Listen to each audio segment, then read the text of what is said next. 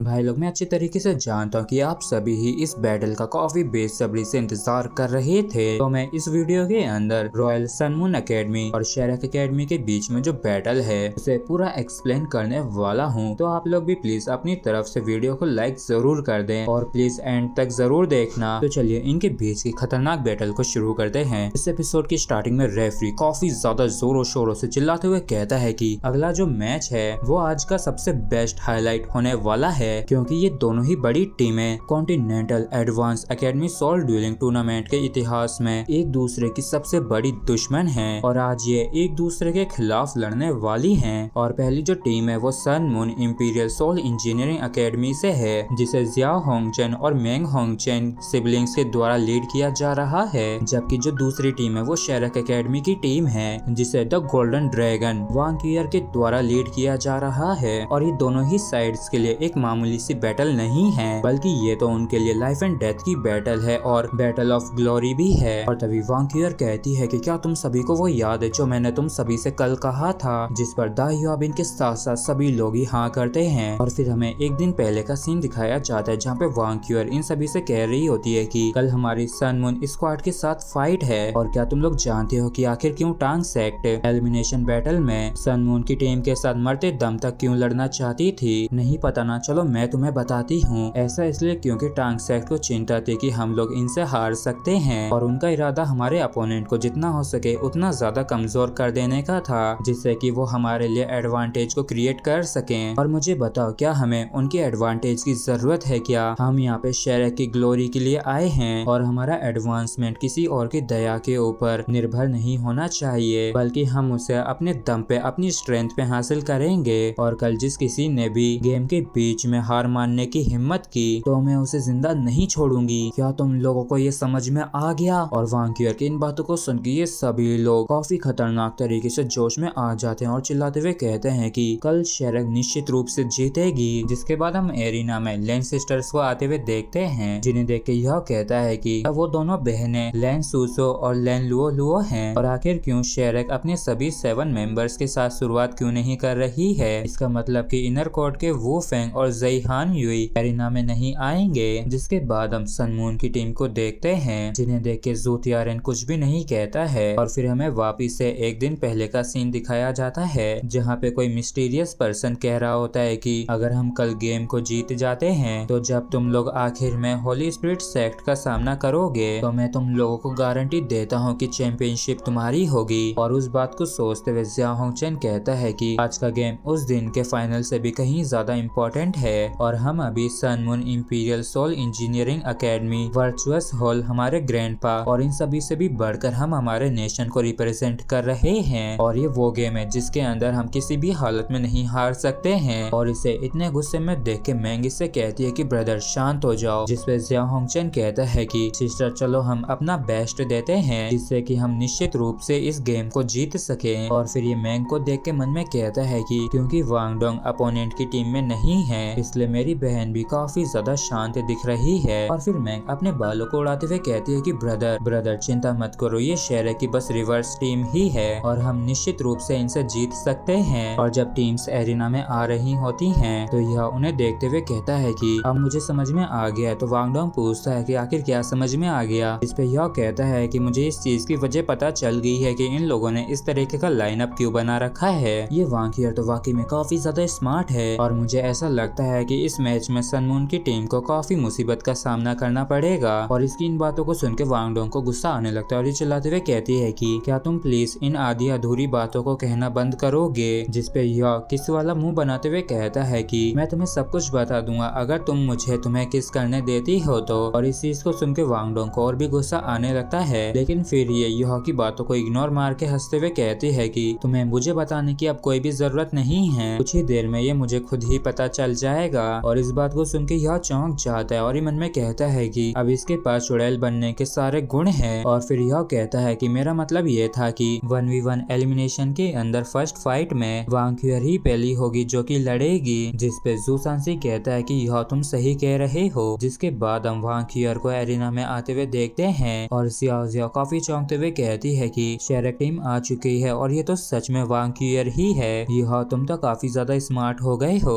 और फिर referee referee announce करते हुए कहता है कि Shrek academy team versus Sun moon imperial soul engineering academy team और 1v1 एलिमिनेशन के फर्स्ट राउंड में दोनों ही टीम्स प्लीज अपने नाम को इंट्रोड्यूस करवाएं। जिस पे वांग क्यूअर अपना इंट्रोडक्शन दे देती है और ये बंदा कहता है कि ये sun moon imperial soul engineering academy से कैन शांग है। और फिर रेफरी इन दोनों को ही अपनी अपनी पोजीशन पे चल के बैटल के लिए तैयार हो जाने के लिए कहता है। और तभी हम कैंग शांग के दांतों को देखते हैं जो कि काफी ज्यादा नुकीले होते हैं और ये कहता है कि चलो एक अच्छा मैच करते हैं। और इस बंदे के थोबड़े को देख के ऑडियंस भी काफी ज्यादा हैरान परेशान होती है और कहती है कि इस बंदे के दांत तो कितने बड़े हैं। और जैसे इन दोनों के बीच का मैच शुरू होता है तो वांग क्यूअर सच में काफी धमाकेदार शुरुआत करती है और काफी तेजी से कांग शैंग की तरफ बढ़ने लगती है। और तभी हम इस तरफ इस बंदे के पीछे एक अजीब से क्रीचर को देखते हैं जिसे देख के यह कहता है कि ये तो मार्शल सोल बोन है। और तभी वांग क्यूअर काफी तेजी से इस बंदे के पास पहुंच जाती है जिसे देख के ये बंदा मन में कहता है कि 100 मीटर के डिस्टेंस को इसने तो पलक झपकते कवर कर लिया और ना जाने यहाँ पे ये क्या हो रहा है। और उन्होंने तो कहा था कि वांग क्यूअर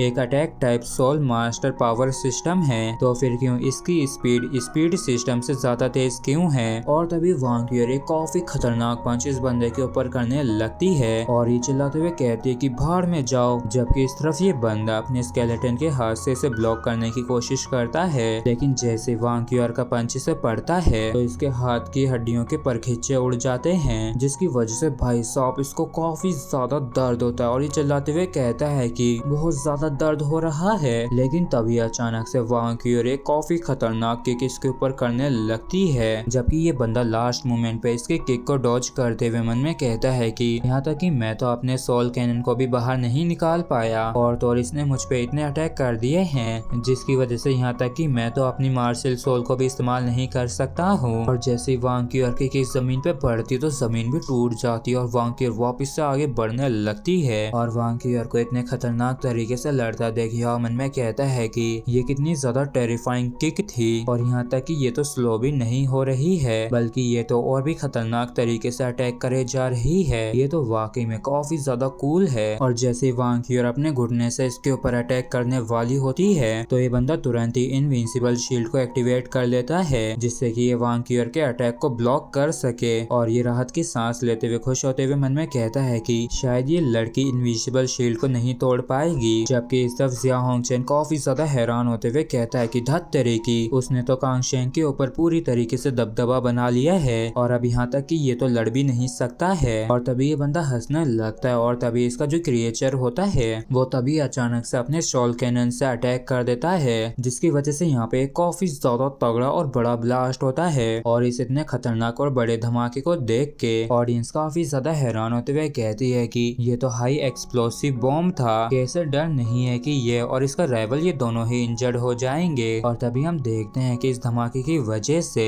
वांग क्यूअर काफी पीछे तक घिसटती हुई जाती है लेकिन ये वापस से आगे बढ़ते हुए अपनी स्पीयर से अटैक करने लगती है। और इसे देख के युवा मन में कहता है कि ये बिल्कुल भी इंजर्ड नहीं हुई। और वांग क्यूअर ने अपने गोल्डन ड्रैगन स्पीयर से काफी खतरनाक तरीके से अटैक कर दिया होता है और इसे इस तरीके से अटैक करते देख ये बंदा भी काफी हैरान होता है और ये मन में कहता है कि भैंस की टांग, आखिर इसकी मार्शल सोल क्या है। और जैसे वांग क्यूअर का स्पीयर इसके इनविंसिबल शील्ड से टकराता है तो गोल्डन ड्रैगन स्पीयर इसकी शील्ड को तोड़ के काफी तेजी से इस बंदे की तरफ बढ़ने लगता है। और इस सिचुएशन को देख के रेफरी तुरंत ही आगे आते हुए कहता है कि प्लीज इस पे थोड़ी दया दिखाओ। और जैसे रेफरी का हाथ इस स्पीयर के करीब जाता है तो इसके ऑरे की वजह से रेफरी का हाथ भी पिघलने लगता है। और इस चीज को देख के रेफरी भी काफी ज्यादा हैरान होता है और ये मन में कहता है कि ऐसा देख रहा था कि जैसे मेरे हाथ में जो फ्लैश और ब्लड था वो मेल्ट हो रहा था, उसने इस बंदे के शोल्डर को चीर दिया होता है। और कांग मन में कहता है कि आखिर मिस्टर जेंग ने क्यों मुझे नहीं बचाया। ये स्पीयर तो वाकई में काफी ज्यादा डरावना है। और हम देखते हैं कि गोल्डन ड्रैगन स्पीयर जो होता है वो इस बंदे की सारी लाइफ फोर्स को अपने अंदर खींच लेता है जिसकी वजह से ये बंदा तुरंत ही यहाँ पे मारा जाता है। और इस वजह से रेफरी गुस्सा करते हुए कहता है कि तुम, लेकिन तभी वांग क्यूअर इसकी बात को बीच से काटते हुए काफी खतरनाक तरीके से कहती है कि अगले वाले को भेजो। और इस फाइट को देख के सारी ऑडियंस काफी ज्यादा हैरान होती है और कहती है कि ये तो अभी बस फर्स्ट ही राउंड था लेकिन अभी से ही कोई मर चुका है और आखिर इसकी ये मार्शल सोल क्या है, ये वाकई में काफी ज्यादा डरावनी है। जबकि इस तरफ यह कहता है कि गोल्डन ड्रैगन स्पीयर की लाइफ को निगलने की काफी अमेजिंग एबिलिटी है। और तभी एरिना के अंदर मैंग होंगचेन छलांग मार के आ जाती है और ये कहती है कि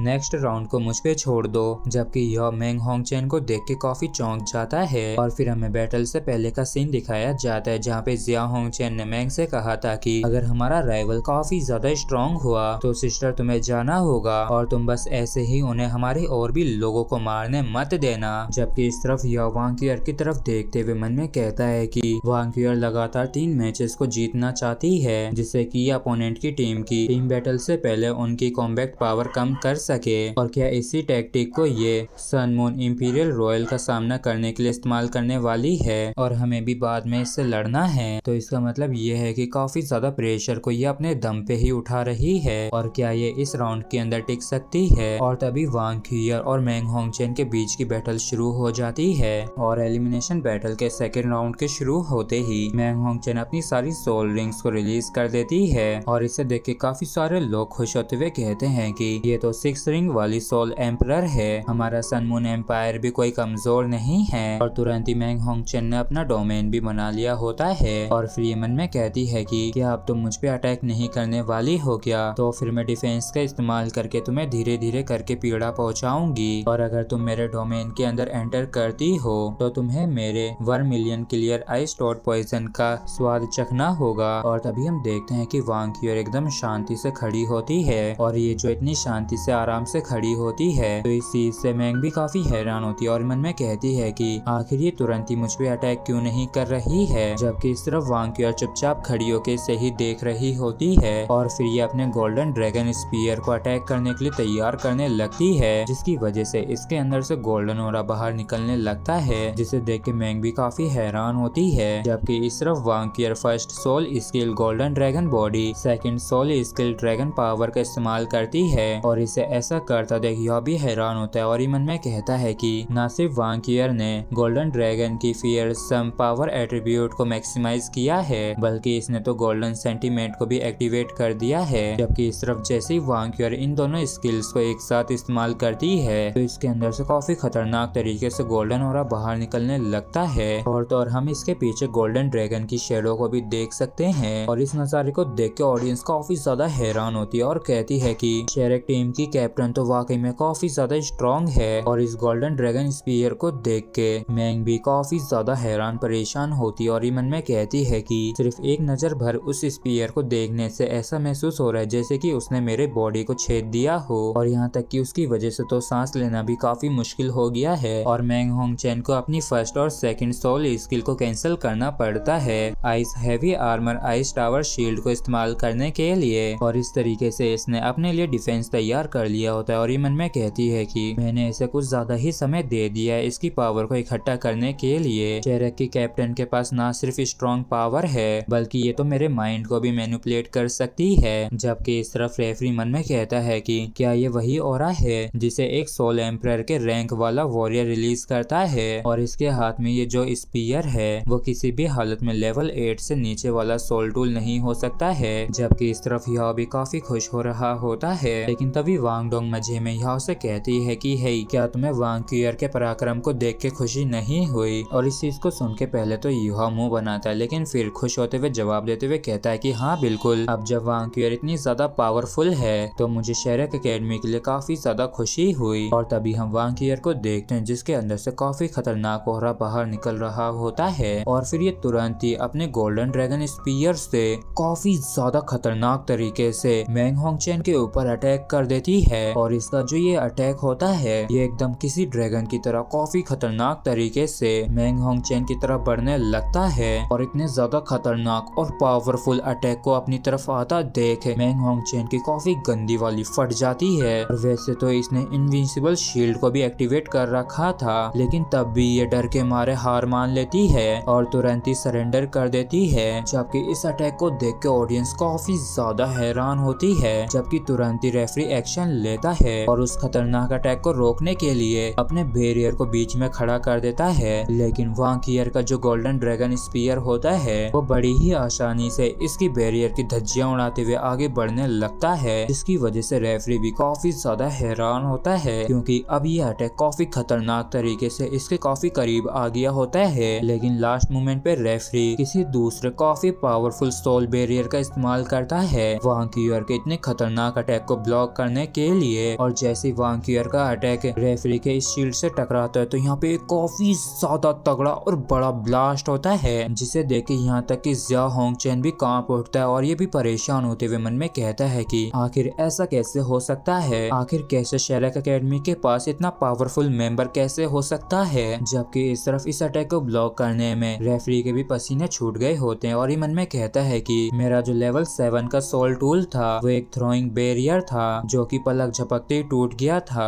और इस लड़की ने तो यहाँ तक कि मुझे मेरे level 9 soul tool unbreakable god shield को बाहर निकालने के लिए मजबूर कर दिया था। जबकि इस तरफ मैंग होंगचेन काफी बुरी तरीके से डरी हुई होती है और ये मन में कहती है कि अगर मैंने तुरंत ही डिसीजन लेके सरेंडर नहीं किया होता तो अभी तक तो मैं उस खतरनाक अटैक की बलि चढ़ चुकी होती और ना सिर्फ मैं जिंदा होती बल्कि मेरी राख भी नहीं बचती। और तभी अनाउंस होता है कि सेकंड इंडिविजुअल एलिमिनेशन बैटल को शेरक ने जीत लिया है और इस चीज को सुनकर शेरक की टीम काफी ज्यादा खुश होती है और ये लोग बात करते हुए कहते हैं कि कैप्टन ने तो बड़ी ही आसानी से अपने अपोनेंट्स को लगातार 2 बार हरा दिया है और वो मैंग होंगचेन तो एक अटैक को किए बिना भी हार गई और इससे हमारा मोरल कितना ज्यादा बढ़ गया है। जबकि इस तरफ यह काफी गहरी सोच में पड़ा होता है तो वांगडोंग इससे पूछता है कि आखिर तुम्हें क्या हुआ, जिस पे यह इससे पूछता है कि आखिर तुम्हें क्या लगता है कि वांगियर की जो पावर कंजप्शन हुई है इन दोनों मैचेस के अंदर तो कितनी हुई होगी। जिस पे डोंगर कहती है कि पहले मैच में तो मुश्किल से उसकी थोड़ी बहुत पावर खर्च हुई होगी, लेकिन मैंग होंगचेन के मामले में बात थोड़ी अलग है क्योंकि उसके vermilion clear ice dot poison से निपटना काफी ज्यादा मुश्किल था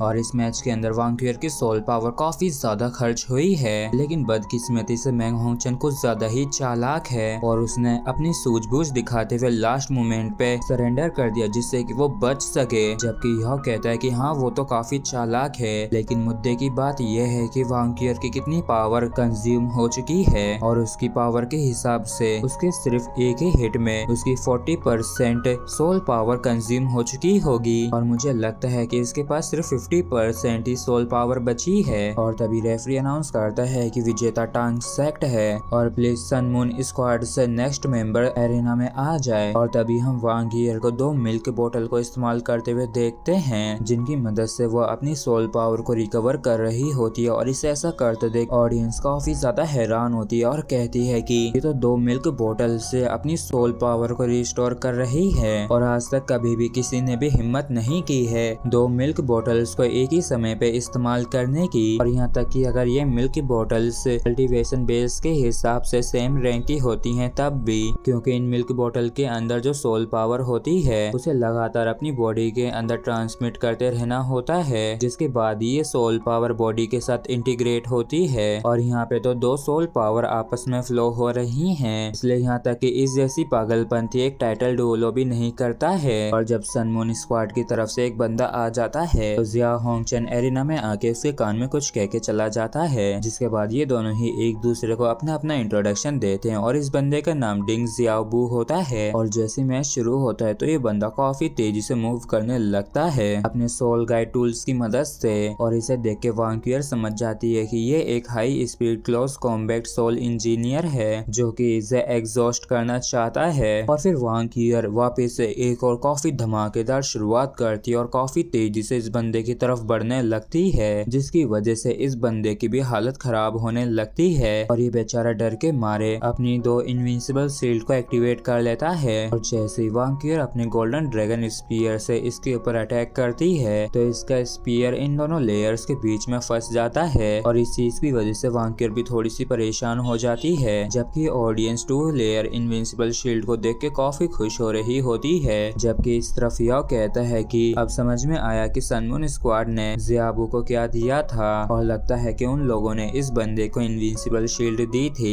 जिस पे वांगडोंग पूछता है कि क्या ये संभव है कि 2 इनविंसिबल शील्ड को एक ही समय पे इस्तेमाल किया जाए, जिस पे यह कहता है कि हाँ बिल्कुल, लेकिन ये एक टिपिकल मेथड है जिसे वर्चुअस हॉल के द्वारा इन्वेंट किया गया है और सभी ही लोगों को पता है कि इनविंसिबल शील्ड कितनी एक्सपेंसिव होती हैं और इसका अपने पास होना बिल्कुल वैसा ही होता है जैसा कि हमारे पास दूसरी जिंदगी हो। और यहाँ तक कि अगर ये सबसे बेस्ट इनविंसिबल शील्ड भी हुई तब भी ये ज्यादा से ज्यादा 1-2 मिनट के लिए ही वांकियर को रोक सकती है, जिस उसके बाद ये टूट जाएगी। और जाहिर सी बात है कि सनमून स्क्वाड काफी ज्यादा पैसा खर्च करने के लिए तैयार है, जिससे कि वो इसकी ज्यादा से ज्यादा सोल पावर को खर्च कर सके, जिससे कि वो लोग इसके ऊपर अपनी पकड़ बना पाए। और तभी ये बंदा अपने सोल गाइड वेपन से वांकियर के ऊपर अटैक कर देता है, लेकिन वांकियर बड़ी ही आसानी से अपने स्पीयर से इन सभी को ब्लॉक कर लेती है। जबकि इनकी फाइट को देख के यह इस तरफ कहता है कि लगता है कि सनमून की स्क्वाड वांकियर से निपटने के लिए स्पीड टाइम निकालना और इनविंसिबल शील्ड का इस्तेमाल कर रही है, और उनका टारगेट इस मैच के अंदर वांकियर की सोल पावर को ज्यादा से ज्यादा खर्च करने का है। और हाँ, बिल्कुल वांकियर इस मैच के अंदर हार भी मान सकती है, और वैसे भी ये पहले ही 2 मैचों को जीत चुकी है। लेकिन मुद्दा तो यह है कि इन्हें अब भी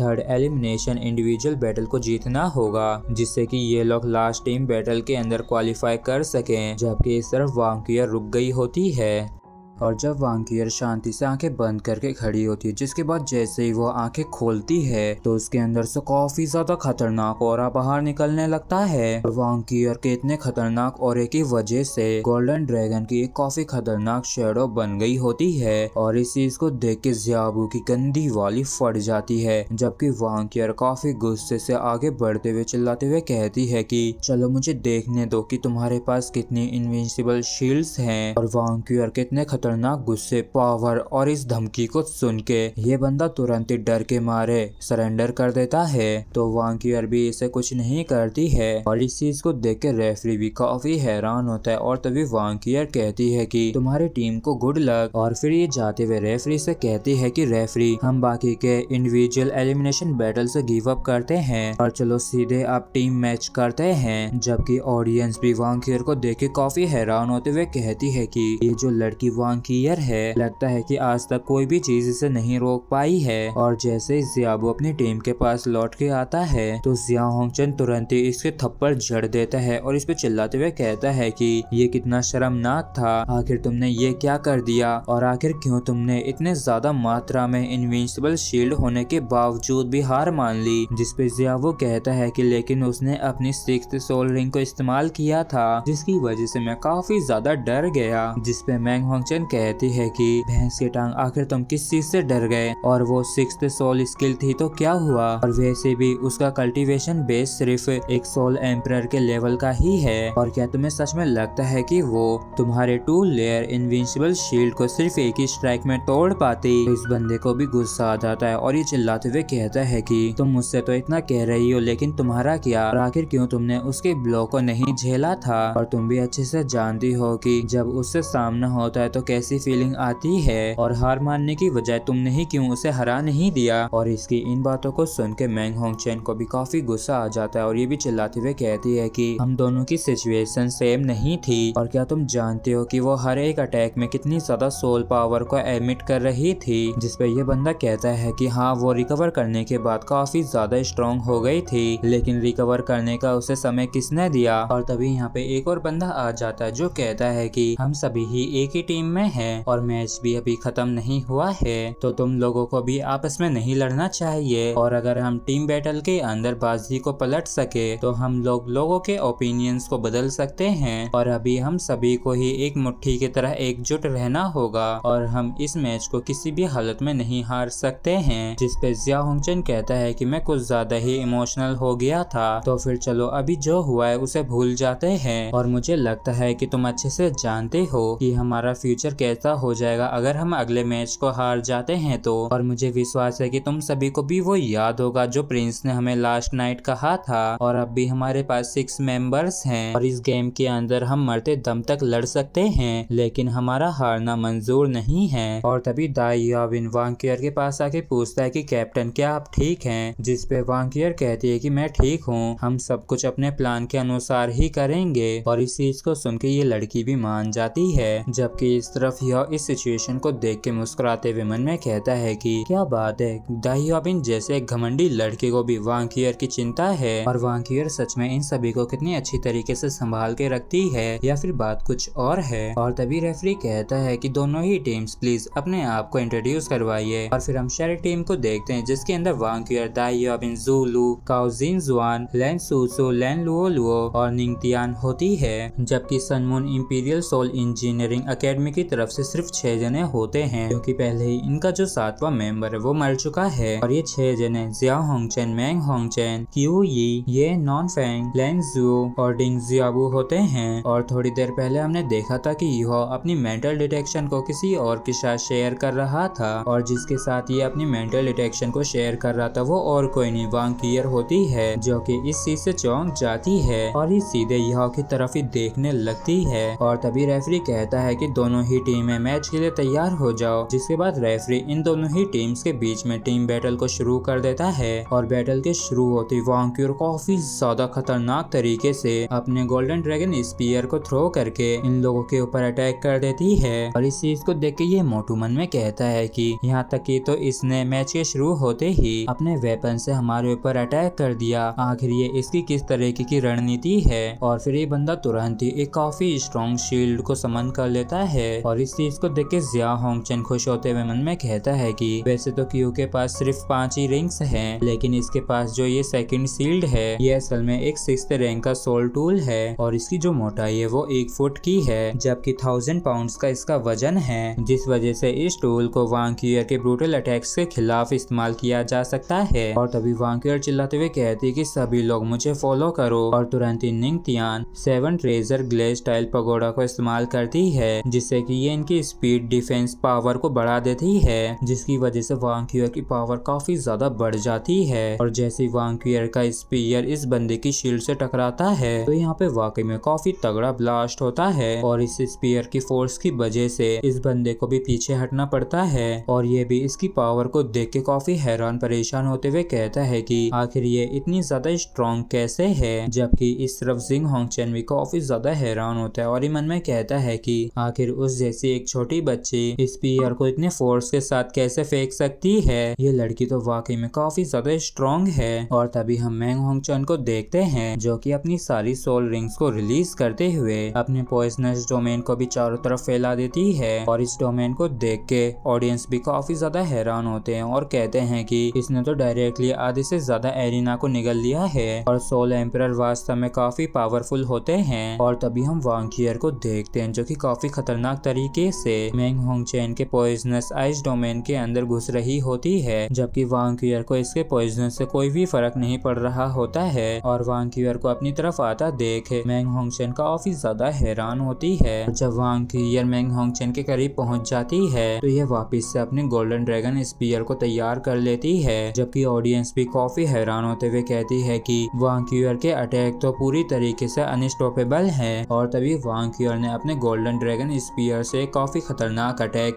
मैंग होंगचेन के ऊपर कर दिया होता है। और तभी यहाँ पे एक काफी ज्यादा तगड़ा और बड़ा ब्लास्ट होता है, जिसकी फोर्स की वजह से वांग कीयर हवा में उड़ती हुई जाती है, जबकि इस चीज को देख कर ऑडियंस काफी हैरान होती है और कहती है कि आखिर ये क्या हुआ और ऐसा किसने किया। असल में तो उसने वांग कीयर के अटैक को ब्लॉक कर लिया। और तभी हम लेंसियो को देखते हैं जो कि attack type soul master control system का होता है, और ये अपने चारों तरफ 9 इल्यूमिनेट को कंट्रोल कर रहा होता है। रिबाउंड सोल टूल इस प्रिंसिपल पे काम करता है कि जितनी तुम्हारी स्ट्रेंथ है वो ये दर्शाएगी कि मैं कितना ज्यादा पावरफुल हूँ, और जितना ताकतवर अटैक तुम मुझ पे करोगी उतने ही ज्यादा ताकतवर अटैक को ये तुम पे ही लौटा देगा। और तुम सभी लोग वांग कीयर को मुझ पे छोड़ दो, बस तुम लोग बाकी लोगों को संभाल लो। और इसे ऐसा करता देख जू तियारेंग कहता है कि मैं अपनी आंखों के ऊपर विश्वास नहीं कर सकता हूँ कि वो वांग कीयर जो कि डोमिनिंग फाइटिंग स्टाइल से लड़ती है उसे असल में लेंजियो के द्वारा रोक लिया गया है, और ये वाकई में काफी अच्छा कर रहा है। लेकिन ये 9 इल्यूमिनेट क्या है, जिस पे जिंग होंगचेन बताता है कि असल में 9 इल्यूमिनेट एक तरीके का सोल टूल है, और अगर दूसरे शब्दों में कहा जाए तो आप इसे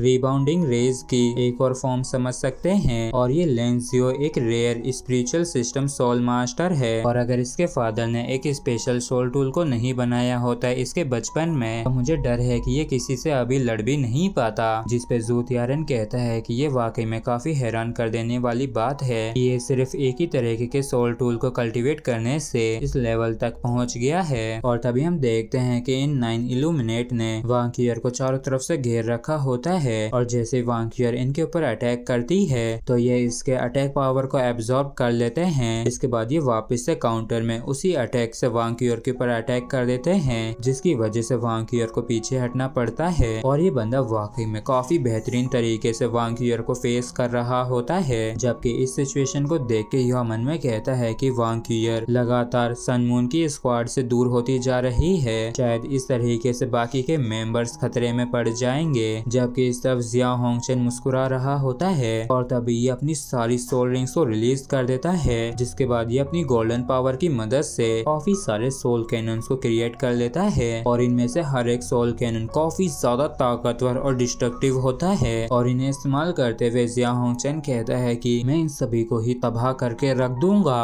और फिर जिया होंगचन अपने काफी सारे सोल कैनन्स के साथ एक ही साथ अटैक कर देता है और इसके इतने सारे अटैक काफी खतरनाक तरीके से शेरक टीम के सभी मेंबर्स के ऊपर पड़ रहे होते हैं, जिनसे लड़ने में शेरक टीम के मेंबर्स को काफी दिक्कत हो रही होती है। और इस चीज को देख के वांग डोंग कहता है कि शेरक टीम तो कितनी जल्दी सप्रेस हो गई है, क्या यही असली पावर है सन मून स्क्वाड की। जबकि इस तरफ हम मैंग होंगचन को भी देखते हैं जो कि अपनी पावर को इस्तेमाल कर रही होती है। जबकि दूसरी तरफ ये जो बंदा होता है ये भी अपने सोल कैनन को पूरी तरीके से चार्ज करके तैयार कर लिया होता है अटैक करने के लिए। जबकि जिया होंगचन हर एक चीज पे काफी कड़ी निगरानी रख रहा होता है। और तभी जू तियारन इससे कहता है कि हॉल मास्टर जिया होंगचन, आपने तो इन्हें काफी अच्छी तरीके से छिपा रखा था और सच में इन नौजवान लड़कों में तो कुछ तो बात है। जिसपे जिंग होंगचन कहता है कि असल में मेरे ग्रैंडसन को ड्रग्स लेने की जरूरत पड़ी थी जिससे कि वो लेवल 70 पे ब्रेक थ्रू कर सके, हालांकि इसकी वजह से उसके फ्यूचर कल्टीवेशन काफी ज्यादा हार्ड हो गया है। जिसपे जू तियारन कहता है कि इसकी फाइटिंग स्पीड तो वाकई में तारीफ के काबिल है और अगर ये इससे कंट्री की ग्लोरी ला रहा है तो ये कीमत कोई बड़ी चीज नहीं है और इससे कोई भी फर्क नहीं पड़ता है कि सन मून की स्क्वाड किस अचीवमेंट को हासिल करती है, लेकिन तब भी वो हमारे एम्पायर का एक काफी स्ट्रॉन्ग पिलर रहेगा। और इस चीज को सुन के जिया होंगचन खुश होते हुए मन में कहता है कि इसने बिल्कुल सही कहा और ये सुन के काफी अच्छा लगा। जबकि इस तरफ हम मैंग होंगचन को देखते हैं जो कि अपनी स्वॉर्ड्स को लेके काफी खतरनाक तरीके से आगे की तरफ बढ़ रही होती है और इस वजह से दाई हाबिन काफी हैरान परेशान होते हुए कहता है कि वर्मिलियन आइस टॉड का जो पॉइजन है उसने एरिना को पूरी तरीके से कवर कर लिया है, इसलिए सभी लोग अपनी अपनी शील्ड्स को ओपन कर लो। और इस चीज को सुनते सभी लोग अपनी इनविजिबल शील्ड को एक्टिवेट कर लेते हैं और इन्हें ऐसा करते देख यह कहता है कि ये तो आइसोलेशन सोल टूल है। ऐसा लगता है कि शेरक एकेडमी इस चीज के लिए पहले से ही तैयार थी, लेकिन इसे बनाए रखने के लिए इन लोगों की काफी ज्यादा सोल पावर खर्च हो जाएगी। जबकि इस तरफ वांग यूर ने किसी प्लान को सोच लिया होता है और उसी के तहत ये शांति से चुपचाप खड़ी हो जाती है और इसे ऐसे शांति से खड़े देख के मैंग होंगचन से देखा नहीं जाता है और ये तुरंत ही अपनी स्वॉर्ड्स को लेके इसकी तरफ बढ़ने लगती है और मन में कहती है कि आखिर ये लड़ क्यों नहीं रही है और ऐसी सिचुएशन में होने के बावजूद भी तुम इतनी अकड़ दिखा रही हो। जबकि इस तरफ जिया होंगचन मैंग होंगचन को केयरफुल रहने के लिए कह रहा होता है, लेकिन तभी ये जो बंदा होता है ये टाइम के साथ थोड़ी सी छेड़छाड़ करता है और इसके अलावा शायद किसी और मेंटल एबिलिटी को भी इस्तेमाल करता है, जिसकी वजह से लेंस याबू का सिर थोड़ा सा चकरा जाता है और इसके ध्यान के भटक जाने की वजह से इसके जो 9 इल्यूमिनेट होते हैं वो भी ढंग से काम करना बंद कर देते हैं। और तभी वांग यूर इस मौके का फायदा उठा के काफी तेजी से आगे की तरफ बढ़ने लगती है और इसे इतनी खतरनाक तरीके से आगे बढ़ता देख मैंग होंगचन थोड़ी सी परेशान होती है, क्योंकि जब मैंग होंगचन अपनी स्वॉर्ड से वांग यूर के ऊपर अटैक कर रही थी अभी वांग यूर ने भी इसके ऊपर अपने गोल्डन ड्रैगन स्पीयर से अटैक कर दिया होता है। और इस चीज को देख के जिया होंगचन चिल्लाते हुए कहता है कि क्या तुम्हें अपने वेपन की लेंथ भी नहीं पता है क्या। जबकि इस तरफ मैंग होंगचन पीछे हटने के लिए बिल्कुल भी तैयार नहीं होती है और हम इसकी चेस्ट पे एक सोल टूल वेपन को देखते हैं जिसमें से एक काफी पावरफुल लेजर बीम निकलती है जो कि उस स्पीयर से टकरा के उसे रोकने लगती है। और तभी जिया होंगचन काफी हैरान होते हुए कहता है कि आखिर इसने क्यों उसके अटैक को डॉज नहीं किया।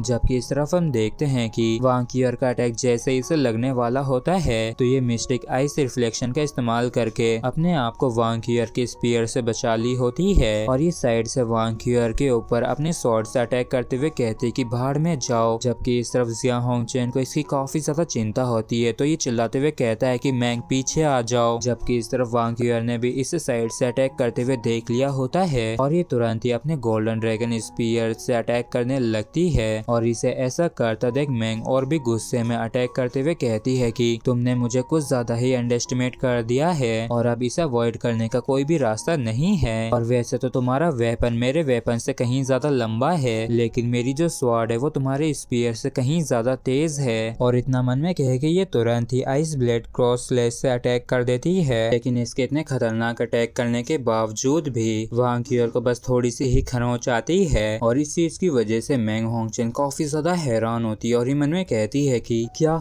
मेरा अटैक ने बिल्कुल भी काम नहीं किया। जबकि इस तरफ वांग क्यूअर काफी खतरनाक तरीके से इसे देखने लगती है और फिर ये अपनी fourth soul skill golden dragon exploded और sixth soul skill golden dragon blood shot का इस्तेमाल करके ये अपने स्पीयर से काफी खतरनाक तरीके से मैंग होंगचेन को हिट करती है, जिसकी वजह से मैंग होंगचेन काफी बुरी तरीके से उड़ते हुए जाके प्रोटेक्शन शील्ड पे काफी जोर से जाके भिड़ती है। और इस सीन को देख के जिया होंगचेन और जिंग होंगचेन इन दोनों के ही काफी तगड़े वाले होश उड़ गए होते हैं। जिसके बाद हम मैंग होंगचेन को देखते हैं जो कि काफी बुरी तरीके से इंजर्ड हो गई होती है और तो ये खून से भी लथपथ हो गई होती है और ज्यादा खून बहने की वजह से ये बेहोश हो जाती है। और इसकी इतनी बुरी हालत को देख के जिया होंगचेन को काफी ज्यादा गुस्सा आ जाता है और ये तुरंत ही अपने सारे छोटे छोटे सोल कैनन्स को मेल्ट कर देता है और इन सभी को मिला के काफी बड़े और खतरनाक एक सोल कैनन को तैयार कर लेता है। और फिर ये तुरंत ही एक काफी खतरनाक अटैक को रिलीज करता है और इतने खतरनाक सोल कैनन के अटैक को कर देने के बाद ये तुरंत ही यहाँ से भागते हुए जाके अपनी बहन को संभालने लगता है। और हम जिया होंगचेन के इस अटैक को काफी सारे मेंबर्स की तरफ जाते हुए देखते हैं और इस चीज को देख के वांग क्यूअर तुरंत ही सभी को केयरफुल रहने के लिए कहती है। लेकिन तभी ये काफी ज्यादा चौंक जाती है जब ये किसी चीज को अपनी तरफ आते हुए नोटिस करती है और ये उसे डॉज कर पाती उससे पहले ही वो चीजें से हिट कर देती है। और जैसे ये लाइट इसके ऊपर पड़ती है उससे ना ही यहाँ पे ब्लास्ट होता है और ना ही वांग क्यूअर इससे इंजर्ड होती है। लेकिन जैसे ही इस लाइट का असर होता है तो वांग क्यूअर के जो नीले गुलाबी बाल थे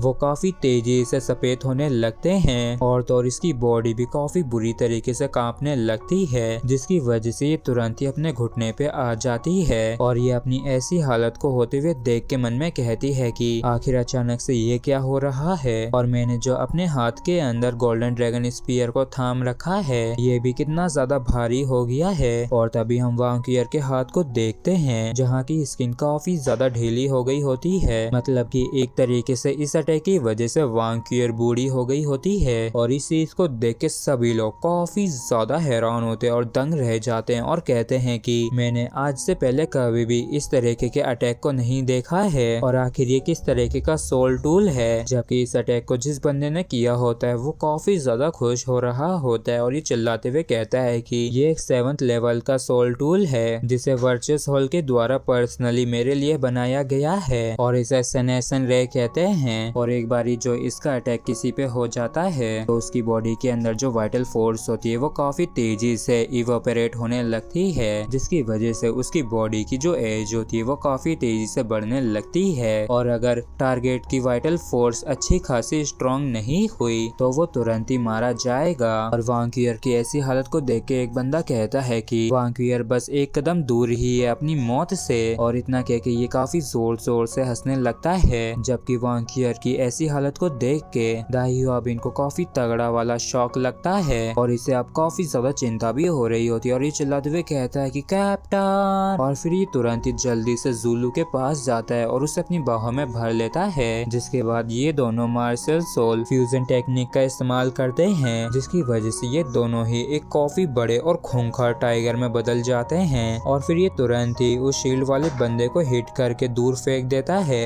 कि जो लेंस याबू होता है वो तुरंत ही इसके ऊपर अपनी 9 इल्यूमिनेट से अटैक कर देता है जो कि इसे काफी जोर से हिट कर रही होती है, जिसकी वजह से दाई ह्वाबिन को काफी ज्यादा दर्द हो रहा होता है। लेकिन तब भी ये आगे बढ़ने से नहीं रुकता है और ये काफी गुस्से में अपने क्लो से उस बंदे के ऊपर अटैक कर देता है जिसने वांग क्यूअर के ऊपर उस कैनन से अटैक किया था। इसकी वजह से वांग क्यूअर की ऐसी हालत हो गई है, इसलिए दाई ह्वाबिन अपने पंजे के नीचे इसे दबा के मार डालता है और इस वजह से लेंस याबू को भी गुस्सा आ जाता है और ये तुरंत ही इसके ऊपर काफी खतरनाक तरीके से अटैक करना शुरू कर देता है। जबकि पूरी ऑडियंस इस मैच को काफी हैरानी के साथ देख रही होती है और रेफरी इस सारी सिचुएशन को देखते हुए कहता है कि अब सिचुएशन काफी ज्यादा केओटिक हो गई है और अगर सन मून की स्क्वाड और ज्यादा केयरफुल नहीं रही तो वो अपने एक और किसी मेंबर को खो सकते हैं। लेकिन बिना वांग क्यूअर के शेरेक टीम पूरी तरीके से सप्रेस हो चुकी है। और तभी हम किसी एक बंदे को देखते हैं जो कि वांग क्यूअर की इतनी बुरी हालत का फायदा उठा के तुरंत ही उसके पीछे आ जाता है एक खंजर को लेके, और ये अपने खंजर से वांग क्यूअर के ऊपर अटैक करने लगता है। और इसे ऐसा करते हुए रेफरी भी देख लेता है और ये मन में कहता है कि ये तो डिंग ज़ियाबू है, लेकिन मैंने इसे बिल्कुल भी नोटिस नहीं किया। क्या ये इस पूरे समय के दौरान छिप रखा था, और ये जो ऐसे समय पे आया ये काफी बुरा है, क्योंकि अभी मैं उससे काफी ज्यादा दूर हूँ तो मैं उसे रोक नहीं पाऊंगा। जबकि ये बंदा वांग क्यूअर को अपने सामने ऐसे असहाय बैठे देखता है तो ये काफी ज्यादा खुश होते हुए मन में कहता है कि इस बारी मैं इस मौके को नहीं जाने दूंगा। और वांग क्यूअर को जान से मार देने के बाद मैं डिंग ज़ियाबू काफी ज्यादा फेमस हो जाएगा। और अपनी इन्हीं ख्वाहिशों को साथ लेके ये तुरंत ही अपने खंजर से वांग क्यूअर के ऊपर अटैक कर देता है, जिससे कि ये उसे जान से मार सके। और जैसे इसका ये खंजर वांग क्यूअर की नेक में घुसने वाला होता है तो लास्ट मोमेंट पे वांग क्यूअर की नेक पे एक स्नोफ्लेक अपीयर हो जाती है जो कि ज़ियाबू के इस खंजर को ब्लॉक कर लेती है। और इस वजह से ज़ियाबू भी काफी हैरान होता है और इसे रोकने वाला और कोई नहीं बल्कि युहाओ ही होता है। और जब ये काफी इविल तरीके से अपने खंजर को वांग क्यूअर की नेक पे घुसा रहा था, लेकिन तभी एक स्नोफ्लेक इसे ब्लॉक कर लेती है। और इस चीज को देख के ऑडियंस भी काफी ज्यादा हैरान होते हैं और कहते हैं कि क्या इसने उसे हिट नहीं किया, आखिर यहाँ पे ये अचानक से क्या हुआ। और इस चीज को देख के सभी लोग काफी ज्यादा हैरान होते हैं, सिवाय वो यह कि क्योंकि ये सब कुछ यही कर रहा था। और जिस स्नोफ्लेक ने इस खंजर को वांग क्यूअर की नेक के अंदर घुसने से रोका था वो अचानक से ग्लो करने लगती है और उसके अंदर से गोल्डन वेव्स भी निकलने लगती है। और देखते देखते वांग क्यूअर के चारों तरफ गोल्डन ऑरा फैलने लगता है। और इस नजारे को देख के ऑडियंस काफी हैरान होते हुए कहते हैं कि वांग क्यूअर की तो पूरी बॉडी पूरी तरीके से गोल्डन ऑरा में कवर हो चुकी है। और तभी हम वांग क्यूअर के ऊपर एक गोल्डन आई को देखते हैं जो कि बिल्कुल युहा और वांग डोंग की स्पिरिट फ्यूजन वाली आई की तरह दिख रही होती है। और वांग क्यूअर जो कि काफी बूढ़ी हो चुकी थी उसके कमजोर से शरीर के ऊपर एक आर्मर आने लगता है। और इस स्पिरिट फ्यूजन के दौरान वांग क्यूअर के आसपास का जो गोल्डन ऑरा है वो इसी के अंदर जाने लगता है, जिसकी वजह से इसकी वाइटलिटी एक बारी और वापस से बढ़ने लगती है। और कुछ ही देर में वांग क्यूअर के जो व्हाइट हेयर्स होते हैं वो वापस से अपने पहले वाले कलर में आने लगते हैं। और जबकि ये लोग हैरान होते हुए कहते हैं कि इस गोल्डन ऑरे की वजह से इसके करीब भी जाना सभी के लिए काफी ज्यादा मुश्किल हो गया है। जबकि इस तरफ वांग क्यूअर खड़ी हो जाती है और अब ये पहले से भी कहीं ज्यादा स्ट्रॉन्ग लग रही होती है, क्योंकि युहाओ का इसके साथ स्पिरिट फ्यूजन हुआ होता है जो कि एक तरीके से इसका आर्मर बन गया है, जिसकी वजह से वांग क्यूअर की जो स्ट्रेंथ है वो काफी ज्यादा बढ़ गई है। और जैसे ही वांग क्यूअर अपनी आंखें खोलती है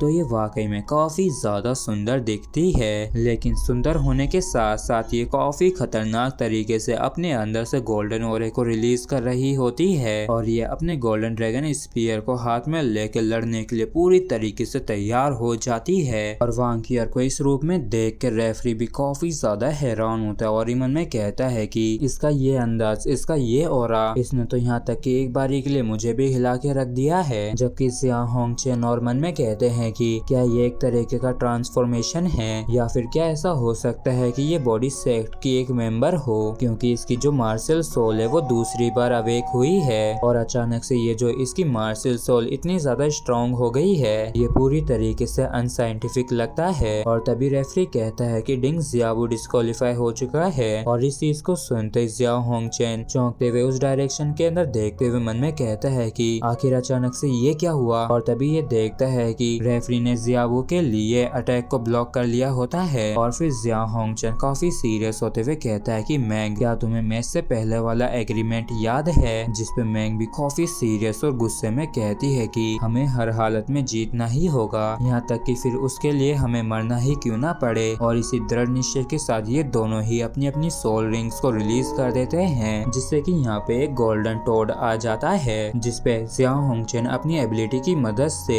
अपने काफी सारे वेपन्स को तैयार कर देता है। और ये टोड वाकई में काफी ज्यादा खतरनाक लग रहा होता है, क्योंकि इसकी बॉडी के ऊपर एक से बढ़कर एक वेपन लदे होते हैं और फिर ये तुरंत ही एक साथ सारे वेपन से अटैक कर देता है, जो कि काफी खतरनाक तरीके से वांक्यूअर की तरफ आ रहे होते हैं, जबकि इस तरफ वांक्यूअर को घंटा ही फर्क नहीं पड़ रहा होता है और तभी ये अपने ऑरे को उस तरफ रिलीज करती है। तो इसका गोल्डन ऑरा किसी गोल्डन ड्रैगन की तरह काफी खूंखार तरीके से आगे बढ़ता है और एक ही अटैक में उसको तबाह करके रख देता है और चारों तरफ उसके गोल्डन टुकड़ों को बिखेर देता है। लेकिन तभी ये जो बंदा होता है ये अपने 9 इल्यूमिनेट से अटैक कर देता है और इसे इस तरीके से अटैक करता देख वांक्यूअर तुरंत ही अपने गोल्डन ड्रैगन स्पीयर को उसकी डायरेक्शन में पॉइंट आउट करती है, जिसकी वजह से इसके स्पीयर के अंदर से कुछ अटैक्स निकल के जाते हैं जो कि उन सभी 9 इल्यूमिनेट को डिस्ट्रॉय कर देते हैं, जिसकी वजह से ये बंदा भी काफी इंजर्ड हो जाता है और 9 इल्यूमिनेट के टुकड़े होते हुए देखे ऑडियंस भी काफी ज्यादा हैरान होती है। जबकि इस तरह मेंग होंग चेन ने अभी भी हार नहीं मानी होती है और ये vermilion clear ice torch 6th soul skill को इस्तेमाल करती है और जैसे ये vermilion clear ice torch 6th soul skill को इस्तेमाल करती है तो यहाँ पे एक जायंट ग्रीन कलर का आइस टॉर्च आ जाता है जो कि अपने मुंह से एक काफी ज्यादा खतरनाक अटैक वांक्यूअर की तरफ कर देता है और इस अटैक को वांक्यूअर की तरफ जाते हुए देख जिंग होंग चेन भी खुश होते हुए मन में कहता है कि पहले तो मैंने हाईली कंसंट्रेटेड पॉइजन को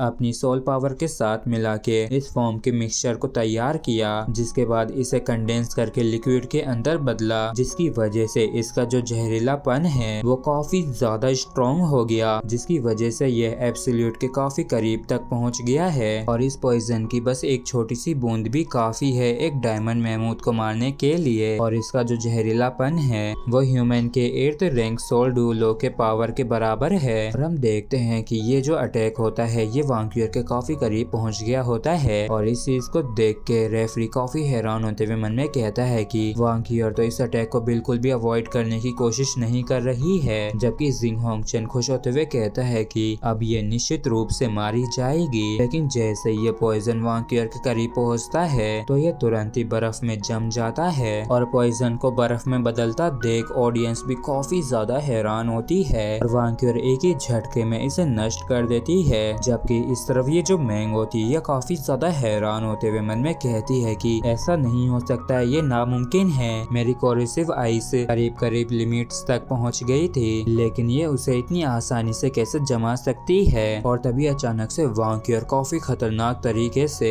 अपने गोल्डन ड्रैगन स्पीयर के साथ मेंग होंग चेन की तरफ बढ़ने लगती है और इस चीज को देख के जियाओ होंग चेन भी चौंक जाता है और ये तुरंत ही अपने गोल्डन टॉर्च से एक काफी ज्यादा खतरनाक अटैक को वांक्यूअर की तरफ रिलीज करता है जो कि काफी तेजी से वांक्यूअर के काफी करीब भी पहुंच जाता है। लेकिन वांक्यूअर के चारों तरफ एक गोल्डन ड्रैगन की शेडो होती है जो कि तुरंत ही वांक्यूअर को प्रोटेक्ट करने के लिए इस अटैक के बीच में आ जाती है, जिसकी वजह से ये अटैक पूरी तरीके से डिस्ट्रॉय हो जाता है। और आप लोग भी देख सकते हैं कि ये गोल्डन ड्रैगन इस अटैक को खा रहा है, जबकि इस अटैक को देख के वांक्यूअर तुरंत ही अपने टारगेट को चेंज कर देती है और ये तुरंत ही जियाओ होंग चेन की तरफ बढ़ने लगती है। और जैसे वांक्यूअर अपने गोल्डन ड्रैगन स्पीयर से उस गोल्डन टॉर्च के ऊपर अटैक करती है तो वो गोल्डन टॉर्च तुरंत ही गोल्डन लिक्विड के अंदर बदल जाता है और तुरंत ही चारों तरफ फैल जाता है। जबकि इन दोनों की लड़ाई को देख के मेंग होंग चेन को जियाओ होंग चेन की काफी ज्यादा चिंता होने लगती है, जबकि इस तरफ जियाओ होंग चेन कहता है कि मेरे मार्शल सोल अवतार के साथ किसी भी चीज के शेप को ले सकता हूँ। Xiao Hong Chen liquid form में वांक्यूअर को चारों तरफ से घेरने लगता है, जिसके अगेंस्ट में वांक्यूअर कुछ भी नहीं कर रही होती है। और जियाओ होंग चेन को ऐसा करता देख मेंग होंग चेन चिल्लाते हुए कहती है कि एल्डर ब्रदर मैं भी तुम्हारी मदद के लिए आती हूँ। और इतना कहने के बाद ये तुरंत ही भागते हुए जाती है उस गोल्डन वॉर्टेक्स की तरफ और उसके अंदर समा जाती है, जिसकी वजह से वो गोल्डन वॉर्टेक्स काफी ज्यादा बड़ा हो जाता है और पहले से भी कहीं ज्यादा खतरनाक हो जाता है। और इस नजारे को देख के ऑडियंस काफी ज्यादा हैरान होती है और कहती है कि आखिर अचानक से ये क्या हो रहा है और आखिर अचानक से एरिना के अंदर एक गोल्डन वॉर्टेक्स कहां से आ गया। जबकि इस तरफ इस नजारे को देख के ज़ूतियारेन कुछ भी नहीं कहता है, जबकि जिंग होंग चेन थोड़ा सा चिंता में होता है और मन में कहता है कि मुझे कोई भी आइडिया नहीं है कि उस वॉर्टेक्स के अंदर अभी क्या हो रहा है, लेकिन मुझे पूरा विश्वास है कि मेरे ग्रैंडसन नहीं हारेंगे। और तभी हम वांक्यूअर को स्पिरिट फॉर्म में देखते हैं और ये कहती है कि आखिर तुम मेरी क्यों मदद करना चाहते हो। तो हम इससे कुछ ही दूरी पे यह को भी स्पिरिट फॉर्म में देखते हैं और ये कहता है कि मैं ये सिर्फ तुम्हारी मदद करने के लिए नहीं कर रहा हूँ, बल्कि ये मैं शेरक एकेडमी के खातिर भी कर रहा हूँ और शेरक एकेडमी की ग्लोरी सिर्फ तुम्हारी ही नहीं है। और तभी इस गोल्डन वॉर्टेक्स के ऊपर वो जाइंट गोल्डन आई वापस से अपीयर हो जाती है, जिसे देख के सभी लोग काफी ज्यादा हैरान होते हैं और कहते हैं कि जैसे ही गोल्डन वॉर्टेक्स यहाँ से डिसअपियर हुआ, वैसे ही यहाँ पे एक ह्यूज वर्टिकल गोल्डन आई अपीयर हो गई। और तभी हम इस गोल्डन आई में से एक फिगर को बाहर निकल के आते हुए देखते हैं, जो कि और कोई नहीं वांग का एडल्ट वर्जन होता है। और इन सारी घटनाओं को होते हुए देख जिंग होंगचन काफी हैरान होते हुए कहता है कि ये तो हुआ और वांग डोंग के बीच की मार्शल सोल फ्यूजन है ना। और जैसे ये वांग को देखता है तो ये चौंकते हुए कहता है कि क्या ये वुमेन एनर्जी से फॉर्म हुई है। और तभी हम वांग के फोरहेड पे युहाओ की कलरफुल आई को अपीयर होते हुए देखते हैं। और इसके नीचे जो वो गोल्डन वॉर्टेक्स होता है उसके ऊपर ये तुरंत ही अपने गोल्डन ड्रैगन स्पीयर के साथ अटैक कर देती है। और ये एकदम किसी ड्रैगन की तरह इनके ऊपर अटैक करने के लिए आगे बढ़ रही होती है। और वांग को इस तरीके से अपने ग्रैंडसन्स के ऊपर अटैक करता देखे जिंग होंगचन काफी ज्यादा घबरा जाता है और ये चिल्लाते हुए कहता है कि इस गेम को अभी के अभी ही खत्म करो। जबकि इस तरफ वांग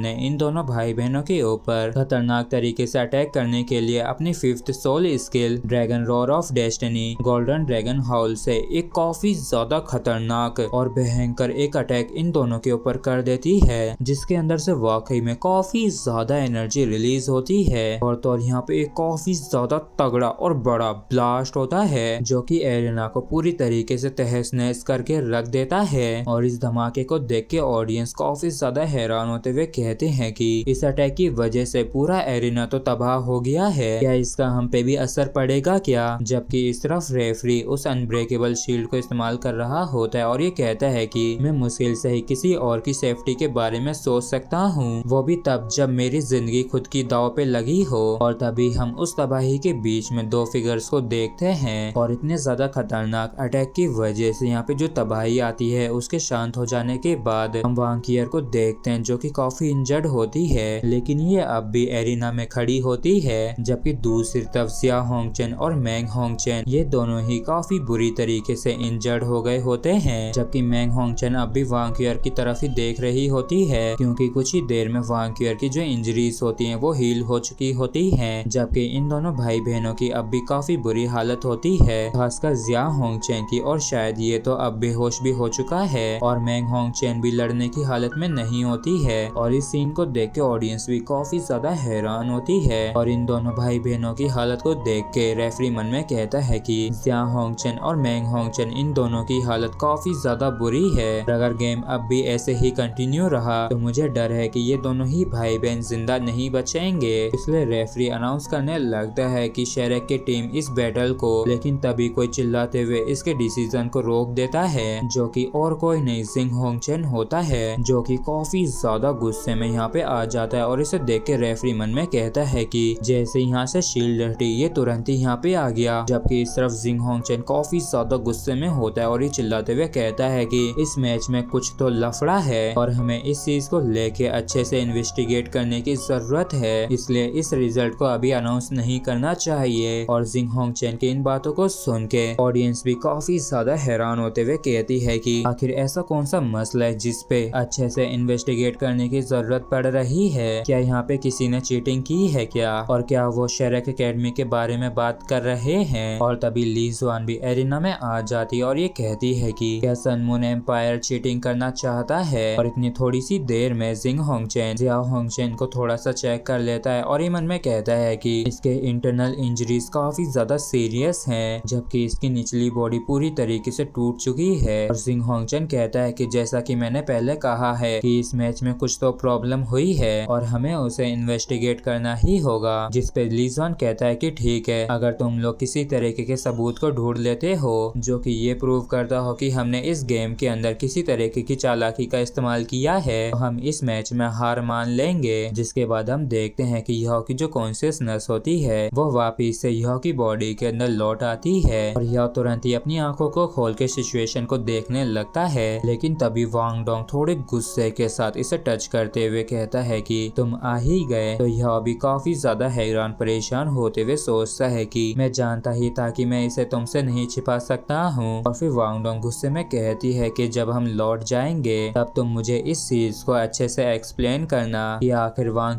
का वो आर्मर कहाँ वहाँ से आया था, जिसपे यह इससे बचने के लिए बहाना बनाते हुए कहता है कि वैसे आज रात को मुझे एक और गेम को ज्वाइन करना है, लेकिन वांग डोंग इस पे ज्यादा गुस्सा नहीं करती है और इसके हाथ को थाम के इसे सोल पावर को रिकवर करने में मदद करती है। जबकि एरिना के अंदर जिंग होंगचन भड़कते हुए चिल्लाते हुए कहता है कि चलो ठीक है, सीधे मुद्दे पे आते हैं। वांग मुझे जवाब दो कि तुम्हारा बैकग्राउंड क्या है और आखिर क्यों तुम्हारा अपीयरेंस उस मार्शल सोल फ्यूजन टेक्निक से इतना ज्यादा मिलता जुलता क्यों है, जिसे टांग सेट के हो युहा और वांग डोंग परफॉर्म करते हैं, और हमें अभी के अभी ही इस चीज के एक्सप्लेनेशन की जरूरत है। और इस चीज को सुन के वांग क्योर एक अजीब सी टोन के साथ कहती है कि अच्छा, तो ये सारा बखेड़ा तुमने अपीयरेंस को लेके ही खड़ा किया है, और क्या मेरे ऐसे देखने में तुम्हें कोई प्रॉब्लम है? जिसपे जियांग होंगचन चिल्लाते हुए कहता है कि लेकिन तुम मार्शल सोल फ्यूजन टेक्निक के जैसी ही दिखती हो। जबकि ऑडियंस भी इस बात को सुन के काफी हैरान होते हुए कहती है कि क्या ये सच में मार्शल सोल फ्यूजन टेक्निक की जैसे दिखती है? आखिर ये अभी सिचुएशन क्या है? और इस बात को सुन के मुझे पिछली बारी का सोल मास्टर टूर्नामेंट याद आ गया, और ये वास्तव में काफी ज्यादा अजीब बात है। जबकि इस तरफ रेफरी भी इस बात को सुन के सोच में पड़ गया होता है, और तभी यहाँ पे एक बंदा आते हुए कहता है कि हॉल मास्टर होंगचन, आप इसके पीछे की वजह जानना चाहते हैं ना? तो मैं आपको बताता हूँ कि ना सिर्फ वांग क्योर मेरे जैसी दिखती है, बल्कि असल में हम बहनें हैं। और इस चीज को सुन के मैंग होंगचन भी काफी ज्यादा चौंक जाती है। जबकि सिस्टर्स को सुन के जिंग होंगचन को कुछ भी समझ में नहीं आता है, और तभी वांग कियर अपने ऊपर से उस सोल टूल को हटा देती है, जिसकी वजह से इसके बाल छोटे रहते थे और इसके हटते इसके लंबे लंबे बाल हवा में लहराने लगते हैं, और फिर ये सभी के सामने अपने लड़की के रूप में आ जाती है, जिस वजह से वांग कियर और वांग डोंगर ये दोनों ही एक दूसरे की जैसी दिखने लगती हैं। और ये दोनों जो एक जैसी दिख रही होती है, इस वजह से जिंग होंगचन भी काफी ज्यादा हैरान होता है। लेकिन इस चीज को जान के जिसकी सबसे बुरी हालत होती है वो और कोई नहीं मैंग होंगचन होती है। और जब इसे पता चलता है कि वांग डोंग असल में एक लड़की है, तो इसकी आंख, मुंह, खून, फेफड़े, दिल, गुर्दे सब निकल के बाहर आ जाते हैं, और बेचारी का दिल टूट जाता है, और इतने बड़े सदमे को ये झेल नहीं पाती और ये तुरंत ही बेहोश हो जाती है। जबकि रेफरी हैरान होते हुए कहता है कि आखिर यहाँ पे ये क्या हो रहा है। जबकि इस तरफ वांग डोंगर वांग क्यूर के थोड़े से मजे लेती है, जिसके बाद ये सीरियस होते हुए कहती है कि मेरा नाम वांग डोंगर है और ये मेरी बड़ी बहन वांग क्यूर है, और माना कि युहा की जो मार्शल सोल फ्यूजन स्किल मेरे साथ है उसका अपीयरेंस बिल्कुल वैसा ही है जैसा कि अभी थोड़ी देर पहले इसका था। और आखिर मेरे अपीयरेंस से आप लोगों को क्या दिक्कत है, और क्या मेरा और मेरी बहन का एक जैसा दिखना इस गेम के आउटकम को डिसाइड करेगा? और हॉल मास्टर होंगचन, आपका ग्रैंडसन और आपकी ग्रैंड डॉटर इस मैच को हार चुकी है, और अगर आपने चीटिंग करने की भी कोशिश की तो आपको तो पता है ना कि आप यहाँ पे सन मून एम्पायर को रिप्रेजेंट कर रहे हैं। और इस बात को सुन के जिंग होंगचन को तो काफी गुस्सा आता है, लेकिन ये बेचारा कुछ भी नहीं कह पाता, और ये परेशान होते हुए मन में कहता है कि मैंने बिल्कुल भी एक्सपेक्ट नहीं किया था कि वांग डोंग एक लड़की है, और अगर मुझे अच्छे से याद है तो मेरी ग्रैंड डॉटर इसे काफी प्यार करती थी। और तभी रेफरी कहता है कि हॉल मास्टर, जल्दी से इन दोनों बच्चों को ट्रीट कीजिए, क्योंकि ये दोनों ही काफी सीरियसली इंजर्ड हैं। इसलिए जिंग होंगचन इन दोनों को ही लेके यहाँ से चला जाता है, और इसके यहाँ से जाते ली जुआन रेफरी से कहती है कि रेफरी प्लीज अब आप इस गेम के रिजल्ट को अनाउंस कर दीजिए। रेफरी अनाउंस करता है कि टीम बैटल का ये जो गेम था ये खत्म हो चुका है, और इसमें शेरेक टीम जीत चुकी है। और शेरेक टीम को जब पता चलता है कि वो लोग जीत चुके हैं तो ये लोग काफी खुश होते हैं और खुशी के मारे झूम उठते हैं, और ये लोग काफी खुश होते हुए कहते हैं कि आखिर में हम ही विजेता बने, और कितनी बड़ी बात है कि हमने सन मून स्क्वाड को हरा दिया है, और ना सिर्फ इतना बल्कि हमने तो शेरेक की ग्लोरी को बनाए रखा। जबकि इस तरफ वांग क्यूर भी इस जीत के साथ काफी खुश होती है, जिसके बाद हमें युहा की तरफ का सीन दिखाया जाता है, जहाँ पे सोचते हुए ये मन में कहता है कि हाँ, ये वास्तव में एक अनफेयर मैच था, लेकिन तो क्या अगर ये शेरेक की ग्लोरी के लिए अनफेयर है, तो सन मून एम्पायर के बुरे इरादों को रोकने के लिए मुझे जितना हो सके उतनी अपनी कोशिश करनी होगी उनकी पावर को ज्यादा से ज्यादा सप्रेस करने की। और वैसे यहाँ तक कि ये एकदम फेयर है, क्योंकि सन मून की जो टीम थी वो भी तो सोल टूल्स को इस्तेमाल कर रही थी जिन्हें वर्चुअस हॉल ने स्पेशली उनके लिए बनाया था। और इस दुनिया के अंदर एब्सोल्यूट जस्टिस नाम की कोई भी चीज एग्जिस्ट नहीं करती है। जिसके बाद हम एरिना का सीन देखते हैं जहाँ पे वांग की और काफी ज्यादा कमजोरी होने की वजह से बेहोश हो जाती है, लेकिन ये अब भी काफी ज्यादा खुश होती है। तो ली जुआन इससे कहती है कि अब थोड़ा सा आराम कर लो। और फिर हमें क्राउन प्रिंस जू तियारेन को दिखाया जाता है जो कहता है कि रॉयल फिजिशियन को वर्चुअस हॉल भेज दो जिससे कि वो जाके मैंग होंगचेन और जिया होंगचेन को ट्रीट कर सके और उन दोनों को उसे हर हालत में ठीक करना ही होगा। जिसपे जूजी हामी भरते हुए कहती है कि हाँ, मैं आपके ऑर्डर्स के अनुसार चीजों को अरेंज कर दूंगी। योर मेजेस्टी, आप सच में काफी अच्छे हैं। जिसपे जू तियारेन कहता है कि ठीक है, अब हमें भी यहाँ से लौटना चाहिए। ग्रैंड मास्टर, अब आने वाले मैचों के लिए हम सिर्फ आप पे ही निर्भर करते हैं। जिसके लिए ग्रैंड मास्टर भी मान जाता है। और जब जूजी जू तियारेन को यहाँ से ले जा रही होती है तो ये रास्ते में इससे कहती है कि योर मेजेस्टी, क्या हमें कुछ ऐसा करना चाहिए जिससे कि हम पब्लिक को थोड़ा शांत कर सकें, क्योंकि आज की हार के बाद मुझे डर है कि। लेकिन तभी जू तियारेन कहता है कि आखिर मैं उन लोगों को शांत करने के लिए क्या कहूँगा, जबकि हमारी खुद की टीम्स की स्किल्स बाकी की टीमों के जितने भी अच्छी नहीं है और ये कंपटीशन अब भी खत्म नहीं हुआ है। इसलिए लोग भी इतनी छोटी सी बात पे ज्यादा ध्यान नहीं देंगे और किसी ऐसे को अरेंज करो जो कि वांग कियर को इन्वेस्टिगेट करे, क्योंकि वो कुछ ज्यादा ही ताकतवर दिखती है।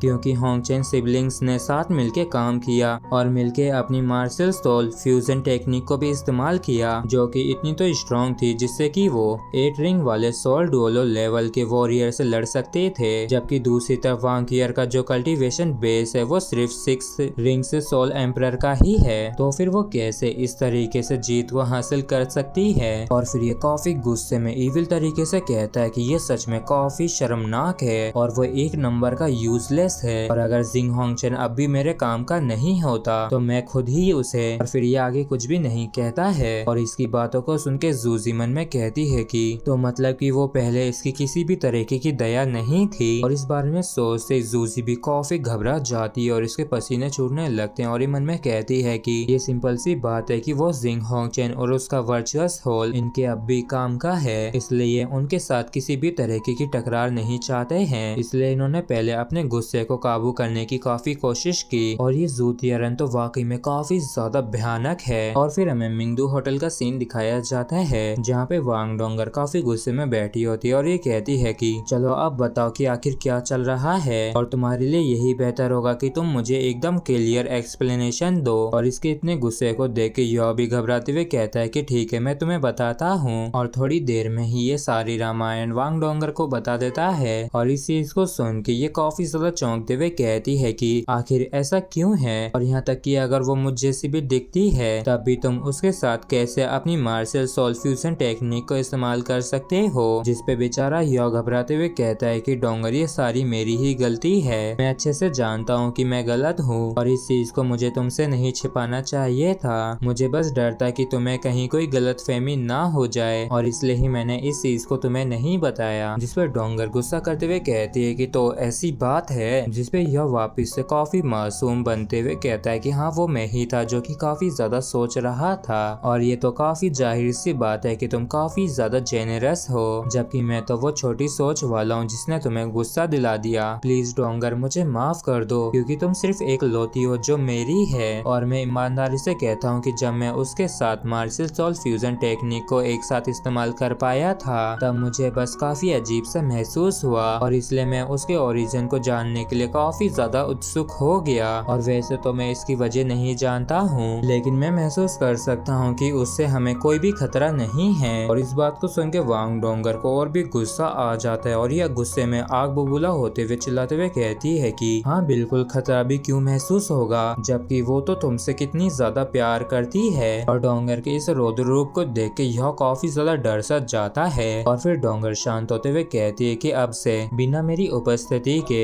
तुम्हें वांग कियर के साथ होने की इजाजत नहीं है। और इस बात को सुन के युहा वांग डोंगर के हाथ को चूमते हुए कहता है कि हाँ बिल्कुल, जैसा तुम कहो मेरी रानी। और यह को ऐसे एक्ट करता देख वांग डोंगर भी ब्लश मारने लगती है और ये कहती है कि यह तुम्हें जानना होगा कि मैं जलती नहीं हूँ, मुझे बस इस बात की चिंता है कि तुम काफी कड़ी मेहनत कर रहे हो जबकि तुम्हारी अभी के लिए तो हेल्थ भी ठीक नहीं है, इसलिए तुम्हारे लिए यही बेहतर होगा कि तुम कम से कम मुसीबत में पड़ो। और ऐसी बातें कहते हुए डोंगर ऐसा दिखा रही होती है कि जैसे इसे बिल्कुल भी जलन नहीं हो रही है। और फिर डोंगर काफी प्यार से कहती है कि ठीक है, तुम्हें आज रात को भी टॉप 6 सोल इंजीनियरिंग कंपटीशन के अंदर भी पार्टिसिपेट करना है। और मुझे ये डर है कि तुम्हारे लिए अपने अपोनेंट से निपटना आसान नहीं होगा, इसलिए पहले मुझे जल्दी से ये बताओ कि तुम्हारी इंजरीज अब कैसी हैं। और इसे इस अंदाज से बोलता देख यह अभी चौंक जाता है और ये कहता है कि चिंता मत करो, अभी ये ठीक हैं। और तुम तो अच्छे से जानती हो ना कि मैं कोई ऑर्डिनरी पर्सन नहीं हूँ, और मैं निश्चित रूप से कह सकता हूँ कि मैं आज रात से पहले रिकवर हो जाऊंगा। जिसके बाद हम यह के पास में एक वाइन के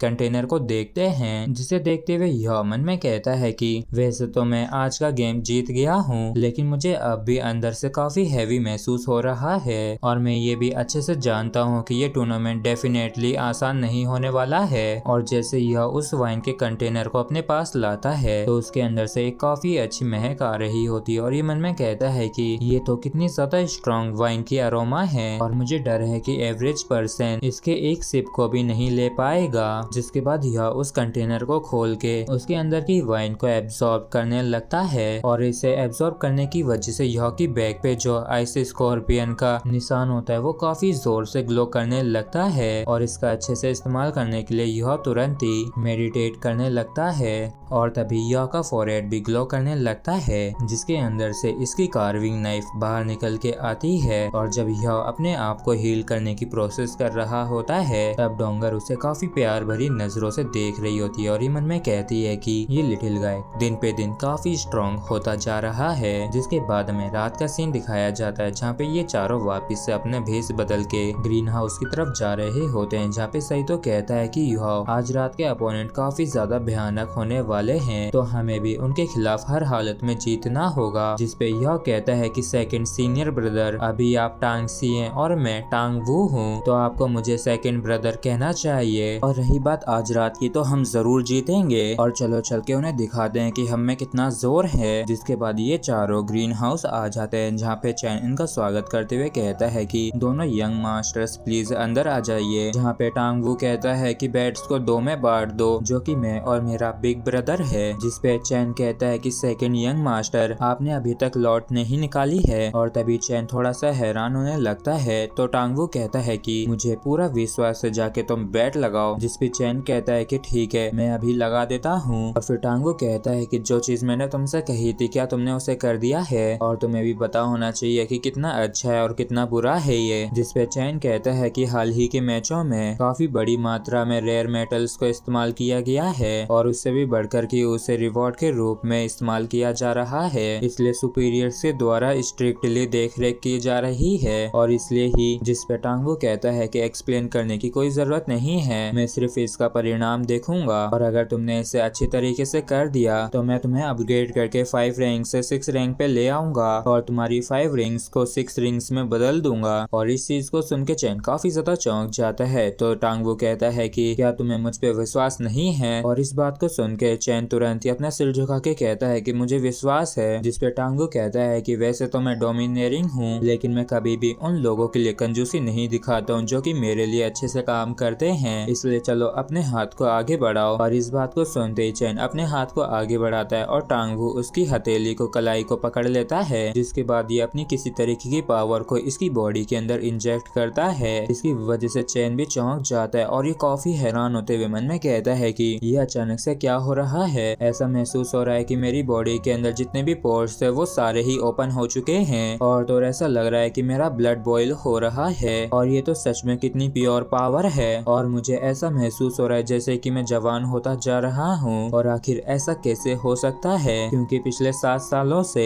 मेरा कल्टीवेशन बेस किसी समतल पानी की तरह था, लेकिन अभी मेरी सोल पावर, जो कि ओरिजिनली काफी समय से इम्प्योरिटी से भरी हुई दिख रही थी, वो अब पूरी तरीके से प्यूरिफाई हो चुकी है। और ऐसा महसूस हो रहा है जैसे कि मेरी बॉडी के अंदर सारी इम्प्योरिटीज डूब गई हो, और ये चीज वाकई में काफी ज्यादा वंडरफुल है। जबकि इस तरफ यह मुस्कुराते हुए मन में कहता है कि इस दुनिया के अंदर इम्पॉसिबल भी पॉसिबल हो सकता है, बस इतनी सी बात है कि तुमने असल में उस चीज को देखा नहीं है। और यह के ऐसा करने से चैन काफी खुश हो जाता है और कहता है कि ठीक है, मैं समझ गया। जिसपे टांगो कहता है कि ठीक है, हमें अंदर ले चलो, और जो मैंने तुमसे कहा है उसे जल्द से जल्द तुम कर देना, और अगर न्यूज लीक होती है तो तो तुम्हें किसी भी तरीके का फायदा नहीं होगा। जिसपे चैन कहता है कि हाँ मैं डेफिनेटली इस चीज को सीक्रेट ही रखूंगा। और फिर चैन मन में कहता है कि अगर मैंने ये अपना काम कर दिया तो मैं अपने आप को एक इविल सोल मास्टर भी मान सकता हूँ। और अगर ऐसी बात है तो एक सोल सेज बनना सिर्फ एक सपना नहीं रह जाएगा। और फिर चैन कहता है कि आज के कंपटीशन के जो रूल हैं वो ये हैं कि हर एक कॉम्पिटिटर को 5 आवर्स दिए जाएंगे एक सोल टूल को क्रिएट करने के लिए, जो कि कल अर्ली मॉर्निंग से शुरू हो जाएगा। और जो क्वांटिटी है वो अनलिमिटेड है और किसी भी दूसरे सोल टूल को इस्तेमाल करने की इजाजत नहीं है जिसे कंपटीशन के दौरान नहीं बनाया गया हो। और बस इसके अलावा कोई भी रेस्ट्रिक्शन नहीं है। और इन 3 ग्रुप्स के 9 कॉम्पिटिटर्स के बीच में सिर्फ एक ही चैंपियन होगा। और ऐसा कहा जा रहा है कि चैंपियन को एक लेवल 9 का सोल टूल दिया जाएगा रिवार्ड में। और लेवल 9 का सुन के यह मन में कहता है कि ये तो एक स्ट्रेटेजी वेपन है। और जब ये दोनों थोड़ा अंदर जाते हैं तो यहाँ पे उन स्पेशल 2 बंदों को दिखाया जाता है, जिनमें से एक कहता है कि ये कितनी चौंका देने वाली बात है कि तुम असल में इस राउंड तक आ गए हो और तुम्हारे लिए यही बेहतर होगा कि तुम प्रे करो कि तुम्हारी मुलाकात मुझसे या मेरे ब्रदर से ना हो। जिसपे यह कहता है कि ये बताना काफी मुश्किल है कि फाइनल विनर कौन होगा और मैं 10 मिलियन गोल्ड सोल कॉइंस की बेट लगाता हूँ कि मैं ही जीतूंगा। क्या तुम में बेट लगाने की हिम्मत है? और 10 मिलियन को सुन के ये बंदा भी चौंक जाता है और ये कहता है कि तुम तो काफी पैसा उड़ाने वाले रहीज़ादे लगते हो, लेकिन तुम्हारे लिए यही बेहतर होगा कि तुम प्रे करो कि फाइनल में तुम्हारी बैटल हमारे खिलाफ ना हो। और याओ को ऐसा करता देख वांग डोंग मन में कहती है कि ना जाने ये छोटा सा बदमाश आखिर किस तरीके का इविल प्लान बना रहा है और पक्का ये किसी न किसी तरीके से इन दोनों बंदों को फंसाने की कोशिश कर रहा है। और फिर हमें स्टेडियम का सीन दिखाया जाता है जहाँ पे इन सभी का कंपटीशन होना होता है, जहाँ पे एक बंदा कहता है कि आप सभी लोगों का यहाँ पे स्वागत है और आज मैं इस गेम का रेफरी हूँ और आप सभी मुझे एजेंट कह के बुला सकते हैं और आज के इस गेम की कमेंट्री के लिए मैं ही जिम्मेदार हूँगा। और सबसे पहले प्लीज मुझे आप सभी से इंट्रोड्यूस करवाने दीजिए उन 6 सोल इंजीनियर्स को जो कि इस फाइनल बैटल के अंदर पार्टिसिपेट करने वाले हैं। और तीसरे नंबर पे हमारा नंबर 66 का सोल मास्टर है और प्लीज उसका स्टेज पे स्वागत कीजिए। और यहाँ तक कि वैसे इनकी फिजिकल कंडीशन ठीक नहीं है, लेकिन इनका जो काम और जेंटल अपीयरेंस है उससे हम इनके स्ट्रॉन्ग और मिस्टीरियस पोटेंशियल को देख पाएंगे। और जो चौथा सोल मास्टर है वो नंबर 88 है और ये एक ऐसा वॉरियर जो कि हमेशा अपने मास्क को पहने रखता है। और मैं सच में जानना चाहता हूँ कि ये कभी भी क्यों अपने मास्क को नहीं उतारता है। शायद ये एम्पायर का कोई जाना माना सोल मास्टर हो या फिर सोल इंजीनियर हो जिसे हम जानते हो। और जो नेक्स्ट सोल मास्टर है वो नंबर 88 है जिसने बस एक ही बारी में अपनी स्ट्रेंथ से हम सभी को इम्प्रेस कर दिया था और हमने अनुमान लगाया है कि उसकी एबिलिटी कहीं 5th और 6th रैंक के बीच में स्टैंड करती है। और चलो अब मुझे आज के लॉटरी क्रिस्टल को शुरू करने दो। और फिर ये स्पिन घुमाने लगता है और इससे डिसाइड होता है कि फर्स्ट एरिना में नंबर 37 और नंबर 96 है, जबकि दूसरे एरिना में नंबर 85 वर्सेस नंबर 88 होगा और सबसे लास्ट थर्ड एरिना में नंबर 66 वर्सेस 98 होगा। और इस चीज को सुनते ही नंबर 66 यह को देखने लगता है तो यह भी इसे देख के मुस्कुराने लगता है। तो ये नंबर 66 इस चीज से थोड़ा चौंक जाता है और मन में कहता है कि आखिर इस बंदे की ट्रेनिंग क्या है। और यहाँ तक कि एक मोमेंट के लिए भी मेरे नजरों के सामने से ओझल होने की भी कोशिश मत करना। और क्या ये बंदा अब डर गया है? जिसके बाद ये लॉटरी वाला सिस्टम खत्म हो जाता है और सभी लोग आधे घंटे बाद से अपनी अपनी बैट्स लगा सकते हैं। और फिर यह उसे कहता है कि लड़के तुम तो गए और ये बस एकलौता चांस है जिसके दम पे तुम अभी सरवाइव कर सकते हो और भगवान तुम्हारे हर एक मूव को देख रहा है, इसलिए उन्होंने तुम्हें मेरे खिलाफ लाके तुम्हें सजा दी है तुम्हारे एरोगेंस के लिए। और इस चीज को सुन के यह नौटंकी करते हुए कहता है कि क्या मैं उसके जितना एरोगेंट हूँ। जिसके बाद यह कहता है कि नंबर 98 क्या तुम श्योर हो कि तुम मुझे हरा सकते हो? जिसपे 98 कहता है कि हाँ बिल्कुल, ऐसा कोई सा भी तरीका नहीं है कि मैं तुम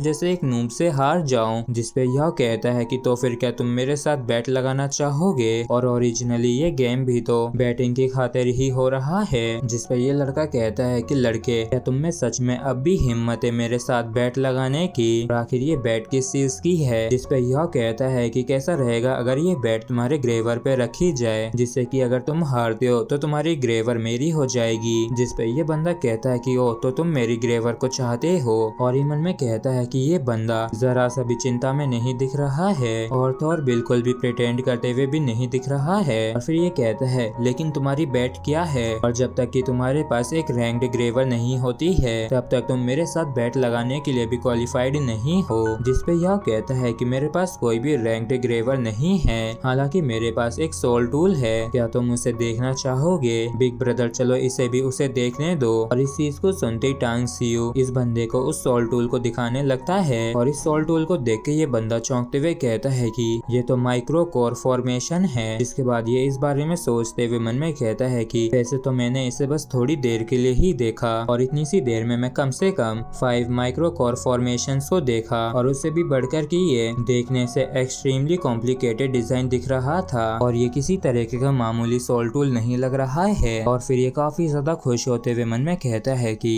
ये तो कम से कम 8th रैंक या फिर उससे हाई का सोल टूल होगा। लेकिन तभी ये वापस से सीरियस होते हुए कहता है कि लेकिन ये एक ट्रैप भी तो हो सकता है कि ये बस ऐसा दिखावा कर रहा हो और असल में तैयार हो मुझे ललचा के मेरी रैंक्ड ग्रेवर को जीतने के लिए। चलो छोड़ो, मैं वैसे भी इस जैसी रिस्की बेट के अंदर उलझ नहीं सकता हूँ, यहाँ तक कि वो भी तब जब मेरा इससे फ्यूचर इफेक्ट होता हो, और सिर्फ हारना ही ज्यादा बेहतर रहेगा एक रैंक्ड ग्रेवर को हारने से ज्यादा, क्योंकि यहाँ तक कि ये ग्रेवर मेरी जिंदगी से भी कहीं ज्यादा वैल्यूबल है। और तभी युहा अपनी व्हील चेयर को काफी जोर से पकड़ लेता है और इस चीज के ऊपर इस बंदे का भी ध्यान जाता है और ये मन में कहता है कि इसका हाथ तो थोड़ा सा अजीब है, क्या हो अगर ये बंदा मुझे बिल्कुल भी हरा नहीं सकता हो, बल्कि ये तो इस बैट का फायदा उठाना चाहता है जिससे कि ये मुझे डिस्करेज कर सके और मैं इसके खिलाफ लड़ने का कॉन्फिडेंस खो दूं। और तभी ये युहा के हाथ को कांपते हुए देखता है और यह इसे ऐसी एक्टिंग करके दिखाता है जैसे कि ये कोई चीज इससे छिपा रहा हो। और बस युहा की ऐसी हालत को देख के ये बंदा काफी खुश हो जाता है और मन में कहता है कि तुम्हारे ये सारे इशारे सिर्फ एक ही तरफ इशारा कर रहे हैं कि तुम तो मुझसे बैट लगाने के भी काबिल नहीं हो। और फिर ये काफी खुश होते हुए युहा उसे कहता है कि ठीक है, मैं बैट लगाने के लिए तैयार हूँ। और ये खुश होते हुए मन में कहता है कि मैं निश्चित रूप से तुम्हें हरा दूंगा। और इस बंदे की इस बात को सुन के यह चौंकते हुए कहता है कि क्या तुम सच में मेरे साथ बैट लगाना चाहते हो? मेरे पास तो बस एक रैंक्ड ग्रेवर की कमी ही थी, लेकिन तुमने उसे भी पूरी कर दी और इस चीज के लिए तुम्हारा बहुत बहुत शुक्रिया। जिस पे ये बंदा कहता है कि बच्चे, अगर तुम सच में मरना चाहते हो तो आज मैं जरूर तुम्हारी इस इच्छा को पूरा करूंगा। जिस पे यह कहता है कि तो फिर चलो बैट लगाते हैं, और क्या तुम में इस बैट को पब्लिक के सामने लगाने की हिम्मत है क्या? और चलो सुशी अलायंस को हमारा गवाह बनने दो, क्योंकि अगर ऐसा नहीं करते हैं तो तुम्हारा क्या पता कि हारने के बाद तुम अपनी बात से पलट जाओ। और टांगू की इन बातों को सुन के ये बंदा मजे में मन में कहता है कि ये बंदा तो बस टाइगर दिखने का दिखावा कर रहा है। जिसके बाद ये उस कमेंटेटर की तरफ देखते हुए कहता है कि किसी विटनेस को ढूंढना काफी आसान है। और फिर अनाउंस किया जाता है कि सभी गेस्ट जो बैट लगा रहे हैं प्लीज एक मिनट रुक जाएं, क्योंकि यहाँ पे 2 पावरफुल सोल इंजीनियर्स आए हैं जो कि नंबर 98 और 66 हैं, और इनके बीच में एक काफी खतरनाक शोडाउन शुरू होने वाला है। इसलिए इन लोगों ने फाइट करने के लिए एक बैट को ऑर्गेनाइज करने का डिसाइड किया है। और नंबर 98 ने जो बैट लगाने के लिए आइटम इस्तेमाल किया है वो उसकी ग्रेवर है, जबकि नंबर 66 ने बैट में एक पावरफुल सोल टूल आइटम को लगाया है। और हम अभी तुरंत ही चीफ रेफरी को इनवाइट करते हैं जिससे कि वो इन दोनों आइटम्स को अच्छे से जांच सकें, और इन दोनों बैटिंग के आइटम्स को अप्रूव कर देने के बाद ये बैट ऑफिशियल हो जाएगी। जिसके बाद दोनों ही पार्टीज अपने इस डिसीजन से पीछे नहीं हट सकती हैं, जबकि इस तरफ यह चेहरे पे थोड़ी सी घबराहट दिखा रहा होता है। और इन सारी बातों को सुन के सही तो कहता है कि सेकंड ब्रदर चलो इस बैट को क्विट कर देते हैं। और सही तो ने इस बात को इस तरीके से बोला होता है जिससे कि ये नंबर 98 ने भी सुन लिया होता है। और क्विट वाली बात को सुन के ये युहा उसे कहता है कि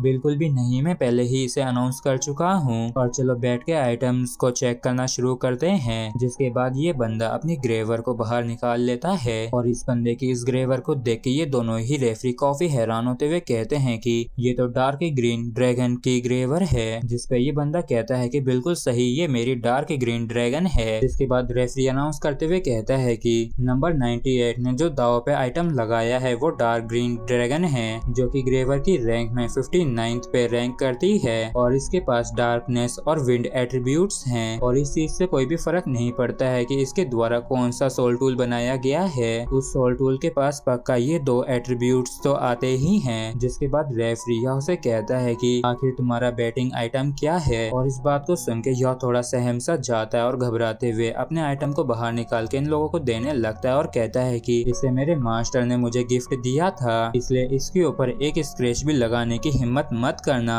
और जब इस सोल टूल को ये रेफरी चेक कर लेता है तो ये काफी ज्यादा हैरान होते हुए कहता है कि ये सोल टूल तो, लेकिन तभी यह अचानक से इसे बीच में ही चुप करा देता है। जबकि जो दूसरा रेफरी होता है वो सोचता है कि इस सोल टूल को तो वर्चुअस हॉल के हॉल मास्टर जिंग होंगचेन ने पर्सनली बनाया है, और यहाँ तक कि वैसे हम ये नहीं बता सकते हैं कि ये एक 9th रैंक का सोल टूल है, लेकिन बस इसकी कॉम्प्लेक्सिटी और मटेरियल्स के हिसाब से मुझे बस ऐसा ही लग रहा है कि ये रैंक 9 का सोल टूल ही होगा। जबकि इस तरफ ये नंबर 98 वाला बंदा चौंक जाता है और ये मन में कहता है कि आखिर अचानक से ये दोनों इतनी गहरी सोच में क्यों पड़ गए। और फिर ये कहता है कि तो फिर क्या अब हम अनाउंसमेंट कर सकते हैं और आप लोग बाइस्ड नहीं हो सकते हैं, नहीं तो। जिसके बाद लॉर्ड शेन कहता है कि कंटेस्टेंट नंबर 66 ने जिस आइटम को बैट पे लगाया है वो एक हाई रैंक सोल टूल है, और एक स्पेशल रीजन की वजह से इस आइटम के रैंक को सभी को नहीं बताया जा सकता है। हालांकि इस चीज की जो वैल्यू है वो किसी भी मामले में डार्क ग्रीन ड्रैगन से कम बिल्कुल भी नहीं है। और दोनों आइटम्स को चेक करने के बाद इन दोनों पार्टीज के बीच की बैट अप्रूव हो चुकी है, और अगर अब तुम दोनों में से कोई भी अपने मन को बदलता है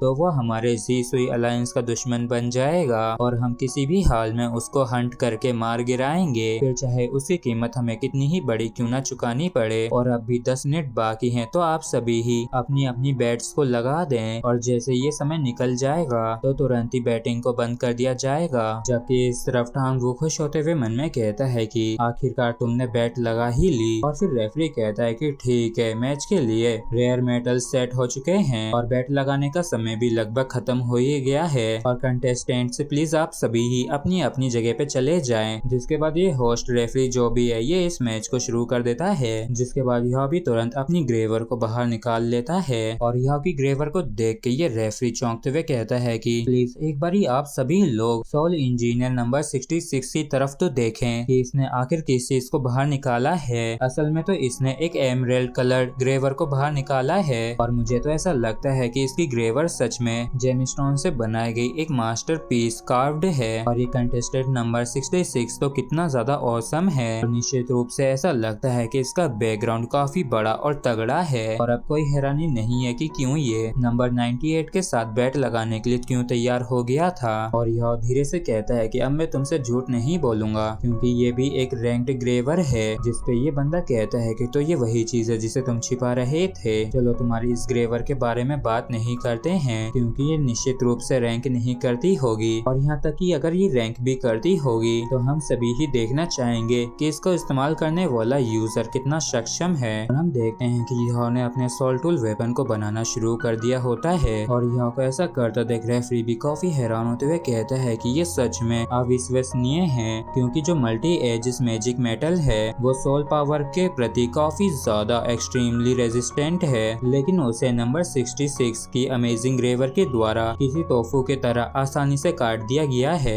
जबकि दूसरी तरफ नंबर 98 भी काफी बढ़िया कर रहा है, और इसके हर एक स्ट्रोक में कोयलिंग ब्लू ड्रैगन दिख रहा है। और फिर हमें डायरेक्ट 6 घंटे बाद का सीन दिखाया जाता है, जहाँ पे इन दोनों ने ही अपने अपने सोल टूल को बना लिया होता है, जहाँ पे ये दोनों कहते हैं कि रेफरी मेरा हो गया, प्लीज आके चेक कर लीजिए। जिसपे यह का अपोनेंट भी कहता है कि हाँ मैंने भी कर लिया है। जिसके बाद ये बंदा खुश होते हुए मन में कहता है कि मैं पहले ही 4 रैंक 5 के सोल टूल्स बना चुका हूँ, जो कि तुम्हें हराने के लिए काफी से भी ज्यादा होगा, लेकिन तुम्हारा क्या। और जैसे ये टांगवू की तरफ देखता है तो ये देखता है कि टांगवू आंखें बंद करके आराम से बैठा होता है। तो इस चीज को देख के ये बंदा चौंकते हुए मन में कहता है कि आखिर ये बंदा क्या कर रहा है, मैच खत्म होने को है और ये अभी अपनी आंखों को बंद करके रेस्ट कर रहा है, जबकि इसकी टेबल पे जो चीज है वो सभी ही पार्ट्स हैं। और आखिर ये लड़का क्या करने की कोशिश कर रहा है, और अभी तक क्यों एक भी फिनिश्ड प्रोडक्ट नहीं है, क्या इसके पास किसी तरीके का कोई स्पेशल मेथड है। लड़के तुम एक काफी पावरफुल सोल टूल को इस्तेमाल करके मेरे लिए बाजी को पलटना चाहते हो, तो फिर देखो कि मैं कैसे तुम्हारी इस चाल को बेकार करता हूँ। जबकि इस तरफ सही तो भी याओ की तरफ देखते हुए मन में कहता है कि आखिर ये लिटिल जूनियर ब्रदर क्या कर रहा है, और आखिर इसने क्यों होंगचेन ब्लेसिंग को दाव पे लगाया, जो कि एक रैंक 9 का सोल टूल है और तो और ये अपनी स्पिरिचुअल डिटेक्शन का भी गाइड के रूप में इस्तेमाल कर सकता है। लेकिन तब भी क्यों तुमने 5 घंटों के अंदर यहाँ तक कि एक भी सोल टूल को फिनिश क्यों नहीं किया।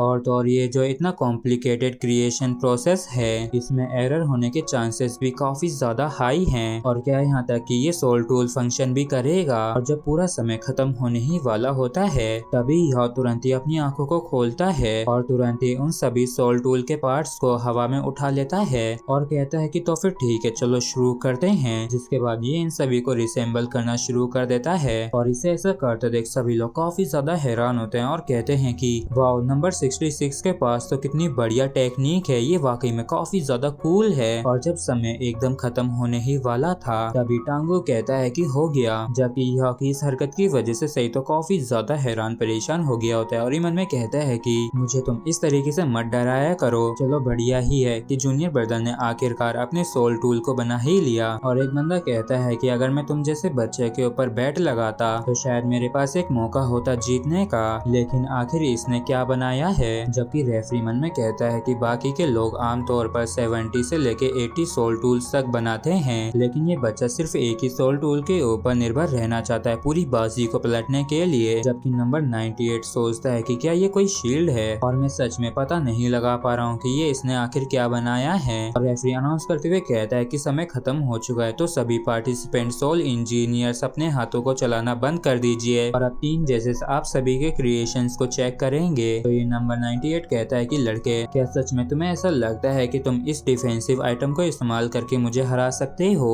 और यहाँ तक कि मैंने तो उस सीन को भी इमेजिन कर लिया है जब तुम अपने घुटनों के बल बैठ के अपने रैंक 9 के सोल टूल के मुझे सौंपोगे। जिसपे यह कहता है कि चलो भी, आखिर तुम्हें रिजल्ट का कैसे पता चलेगा अगर हम इसे आजमाएंगे ही नहीं। और तभी रेफरी कहता है कि समय खत्म हुआ, मैच के अंदर पार्टिसिपेट करने वाले सभी सोल इंजीनियर से आप जो भी कर रहे हैं वो सब बंद कर दें और जजेस प्लीज इनके सोल टूल को एग्जामिन कीजिए जो इन लोगों ने बनाए हैं। और तभी हम यहाँ पे एक मिस्टीरियस लेडी को देखते हैं जो कहती है कि ओल्ड सैन वो जो नंबर 66 है उसके बारे में तुम्हें क्या लगता है। जिसपे ओल्ड सैन कहता है कि वाइस कल्ट मास्टर वो यंग मास्टर बिल्कुल भी सिंपल नहीं है और ये मेरा पहली बार है जब मैं किसी इस तरीके के प्रोडक्शन मेथड को देखा हूँ। और उसके अंदर टोटल 17 कोर फॉर्मेशन हैं जिनमें से एक एनर्जी गैदरिंग कोर फॉर्मेशन है, जबकि बाकी के जो 16 कोर फॉर्मेशन हैं वो शायद रिबाउंडिंग रेज की हैं, जबकि जो बाहरी 6 फॉर्मेशन हैं वो रिवर्स्ड रिबाउंडिंग रेज हो सकती हैं जिनके पास शायद एब्सॉर्प्शन कैपेबिलिटीज हैं। और जब वाइस कल्ट मास्टर सुनती है कि उसके सोल टूल के पास रिबाउंड के साथ साथ एब्सॉर्प्शन की भी कैपेबिलिटीज हैं तो ये हैरान होते हुए कहती है कि तो फिर उसका उद्देश्य क्या है। जिसपे ओल्डसन कहता है कि मैं इस चीज को लेके श्योर तो नहीं हूँ, लेकिन इसके सोल टूल की जो कॉम्प्लेक्सिटी है वो लेवल 7 तक पहुँच चुकी है और ये यंग मैन सच में एक जीनियस है और अगर मुझे एक मौका मिल सका तो मैं इसे अपना शिष्य जरूर बनाना चाहूंगा। जिसपे इसका साथी बंदा कहता है कि ओल्डसन ऐसा दिखता है कि तुम सच में इसके टैलेंट से काफी ज्यादा इम्प्रेस हो चुके हो और इसने दाव लगाने के लिए जिस सोल टूल का इस्तेमाल किया है वो वर्चुअस हॉल का एक प्रोडक्ट है और जहाँ तक हो सकता है उसे जिंग होंगचेन के द्वारा ही क्रिएट किया गया हो, इसलिए वो कम से कम लेवल 8 का सोल टूल होगा। जिसपे वाइस कल्ट मास्टर कहती है कि ऐसा हो सकता है कि ये वर्चुअस हॉल के अंदर जिंग होंगचेन के डिसिपल्स में से एक हो, लेकिन अगर ऐसी भी बात है तो फिर मैंने इसके बारे में क्यों नहीं सुना। और ओल्डसन कहता है कि मेरे जो 2 शिष्य हैं उनमें से हुआंग ज़ेंग शांत नेचर का है, लेकिन जो मोकी है उसका टैलेंट बेहतर है, लेकिन इसके साथ साथ काफी एरोगेंट भी है। इसलिए मैं यही उम्मीद करता हूँ कि आज वो नंबर 66 से हार जाए क्योंकि ये उसकी फ्यूचर ग्रोथ के लिए ठीक रहेगा। इसके बाद ये कल्ट की वाइस हेडमास्टर कहती है कि तो फिर चलो सेकंड एल्डर इंतजार करते हैं और देखते हैं कि आगे क्या होता है। वैसे इस कंपटीशन से जूशुई अलायंस को कितना बेनिफिट हुआ। जिसपे सेकंड एल्डर कहता है कि हमारे ओरिजिनल प्लान से 30% ज्यादा हाई हुआ। जिसपे ये लेडी कहती है कि बहुत ही बढ़िया, हमें और भी हार्ड तरीके से कंट्रोल करने की कोशिश करनी चाहिए उन रेयर गोल्ड माइंस को जो कि उन ऑफिशियल्स के हाथों में है और तुम लोगों को भी एडिशनल स्टाफ को भेजना चाहिए क्योंकि ये हमारे कल्ट के कोर रिसोर्सेज हैं जिसके लिए ये सभी मान जाते हैं। जबकि ये जो नंबर 98 होता है ये यहाँ के सोल टूल को देखते हुए पता नहीं क्या सोच रहा होता है। तभी ये कमेंटेटर कहता है कि सोल टूल प्रोडक्शन खत्म हो चुका है और अब जब ये बैटल टॉप 6 की है तो इस चीज से कोई भी फर्क नहीं पड़ता है कि आखिर ये किस तरीके का सोल टूल बनाया गया है। इसे पक्का एक्चुअल कॉम्बैट से ही टेस्ट किया जाएगा।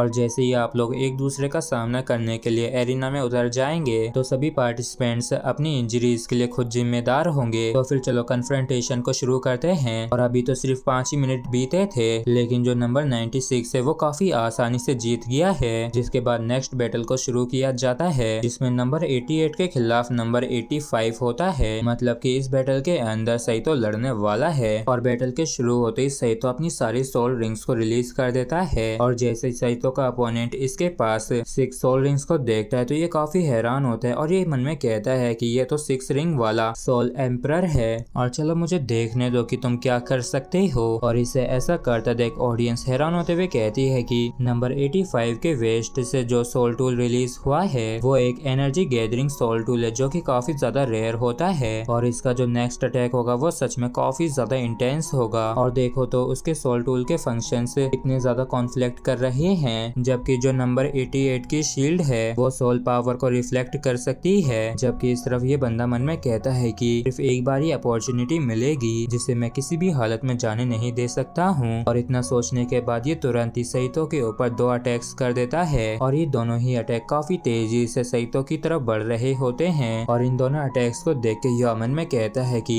ये दोनों ही काफी रेयर लेवल 5 के सोल टूल्स हैं। और वो रे ऐसी दिख रही है कि वो हवा को चीरते हुए जा रही है और इस हिसाब से वो स्प्लिंटर वेव लग रही है। जबकि जो दूसरा शाइनी पिंक स्पीयर है सेनेसेंस कैनन है, और ये चीज काफी ज्यादा अनस्टेबल होती है और कई दफा ये तो अपने आप को भी हर्ट कर लेते हैं। इसलिए जनरली सोल इंजीनियर से इस जैसे अनस्टेबल सोल टूल को चूज नहीं करते हैं। लेकिन लगता है कि ये नंबर 85 पूरी तरीके से तैयारी करके आया है। और फिर ऑडियंस काफी हैरान होते हुए कहती है कि देखो तो कि वो कैनन स्ट्रीम्स की बुलेट्स को फायर कर रहा है, वो भी एक के बाद एक लगातार करे जा रहा है। लेकिन वो जो पर्सन है वो काफी शांति से और आराम से अपनी शील्ड को इस्तेमाल कर रहा है। और तभी सही तो अपने पैरों के अंदर किसी तरीके के सोल टूल को इस्तेमाल करके पिंक शाइनी स्पीयर होता है उसे डॉज करने लगता है। तो इसे ऐसा करता देख ऑडियंस कहती है कि आखिर ऐसा कैसे पॉसिबल हो सकता है कि वो बड़ा सा बंदा इतनी तेज रफ्तार में इसे डॉज कर ले, और आखिर ये ऐसा कैसे कर पा रहा है। और तभी रेफरी कहता है कि ये नंबर 88 की जो हेड है वो चमकने लगी है और इसके अंदर से जो सिल्वर लाइट निकल रही है उसने सेनेसेंस कैनन की बुलेट को आराम से हवा में उठा लिया है। और लगता है कि ये लेवल 5 का सोल टूल सीज हैंड है, जो कि एनर्जी बॉल जैसे एक पावरफुल एग्जिस्टेंस को पकड़ने के काबिल है। और इस सोल टूल को स्पेशली सोल कैनन से डील करने के लिए ही बनाया गया है। और अनएक्सपेक्टेडली हमारा जो नंबर 88 कंटेस्टेंट है वो असल में एक ऐसे सुपर्ब सोल टूल को बना पाया है, और ये वाकई में इसकी तरफ से एक काफी क्लेवर रेस्पॉन्स है। और फिर सही तो वापिस से उस एनर्जी बॉल से इसी बंदे के ऊपर अटैक कर देता है। और ये कमेंटेटर कहता है कि इसने तो वापिस से उसे इसके ऊपर ही थ्रो कर दिया, और जो नंबर 85 है अब वो अपने ही अटैक का स्वाद खुद चखने वाला है। और देखो तो कि उसने एकदम परफेक्टली इसे डॉज कर लिया है, लेकिन जो शॉकिंग रे है वो भी इंटरप्ट हो चुकी है। जबकि इस तरफ नंबर 88 की बॉडी के ऊपर एक काफी हैवी आर्टिलरी दिख रही है, जिसका साउंड वाकई में काफी ज्यादा भयंकर है। और इस वेपन को देख के ह्यूमन में कहता है कि ये तो थंडर हैवी आर्टिलरी है, जो कि सेकंड सीनियर ब्रदर का सबसे फेवरेट सोल टूल है। और तभी इस बंदे के ऊपर सही तो इस कैनन से अटैक कर देता है, और इस अटैक को अपनी तरफ आता देख ये बंदा काफी बुरी तरीके से घबरा जाता है। इसलिए ये तुरंत ही अपनी हार मान लेता है, जिसकी वजह से इसके पास में एक काफी तगड़ा ब्लास्ट होता है, जिसकी फोर्स की वजह से ये बंदा उड़कर काफी दूर जा गिरता है। और इस बंदे की ऐसी हालत को देख के ये कमेंटेटर कहता है कि ये नंबर 85 तो सच में पैसों को ज्यादा वैल्यू देता है अपनी खुद की जिंदगी से भी ज्यादा। और असल में इसके पास तो एक इनविंसिबल शील्ड भी थी, लेकिन वो डैमेज ना हो जाए इसलिए इसने उसे इस्तेमाल नहीं किया। और तभी ये बंदा उठ के कहता है कि थैंक यू मेरी जान बख्शने के लिए। जबकि इसकी इस हरकत की वजह से सही तो गुस्सा और परेशान दोनों होता है, और ये मन में कहता है कि अगर मैंने इसे सही समय पे नहीं रोका होता तो ये बंदा बचता नहीं। जिसके बाद कमेंटेटर कहता है कि अब समय हो गया है मेन इवेंट का, और ये दोनों ही साइड्स एक दूसरे की टक्कर की हैं। और अब जो मैच होने वाला है वो नंबर 98 और नंबर 66 से बीच होने वाला है। और तभी कुछ जने बात करते हुए कहते हैं कि वैसे तो मैंने इसके ऊपर बैट लगाई है, लेकिन ना जाने क्यों मुझे बेचैनी सी महसूस हो रही है। जिसपे इसकी पड़ोसन कहती है कि ऐसा तो होगा ही ना, क्योंकि इसने सिर्फ एक शील्ड को ही बनाया है, जबकि इसके अपोनेंट ने 6 सोल टूल्स को बनाया है। जिसके बाद इसके पड़ोसी का पड़ोसी कहता है कि अब मुझे ऐसा अंदेशा होने लगा है कि इसके दिमाग के साथ कुछ तो प्रॉब्लम है। और तभी ये जो नंबर 98 होता है ये ये कहता है कि बच्चे, क्या अब तुम्हें प्रेशर महसूस हो रहा है? अब भी तुम्हारे पास क्विट करने का समय है, और अगर तुम अब भी जिद्दी बने रहे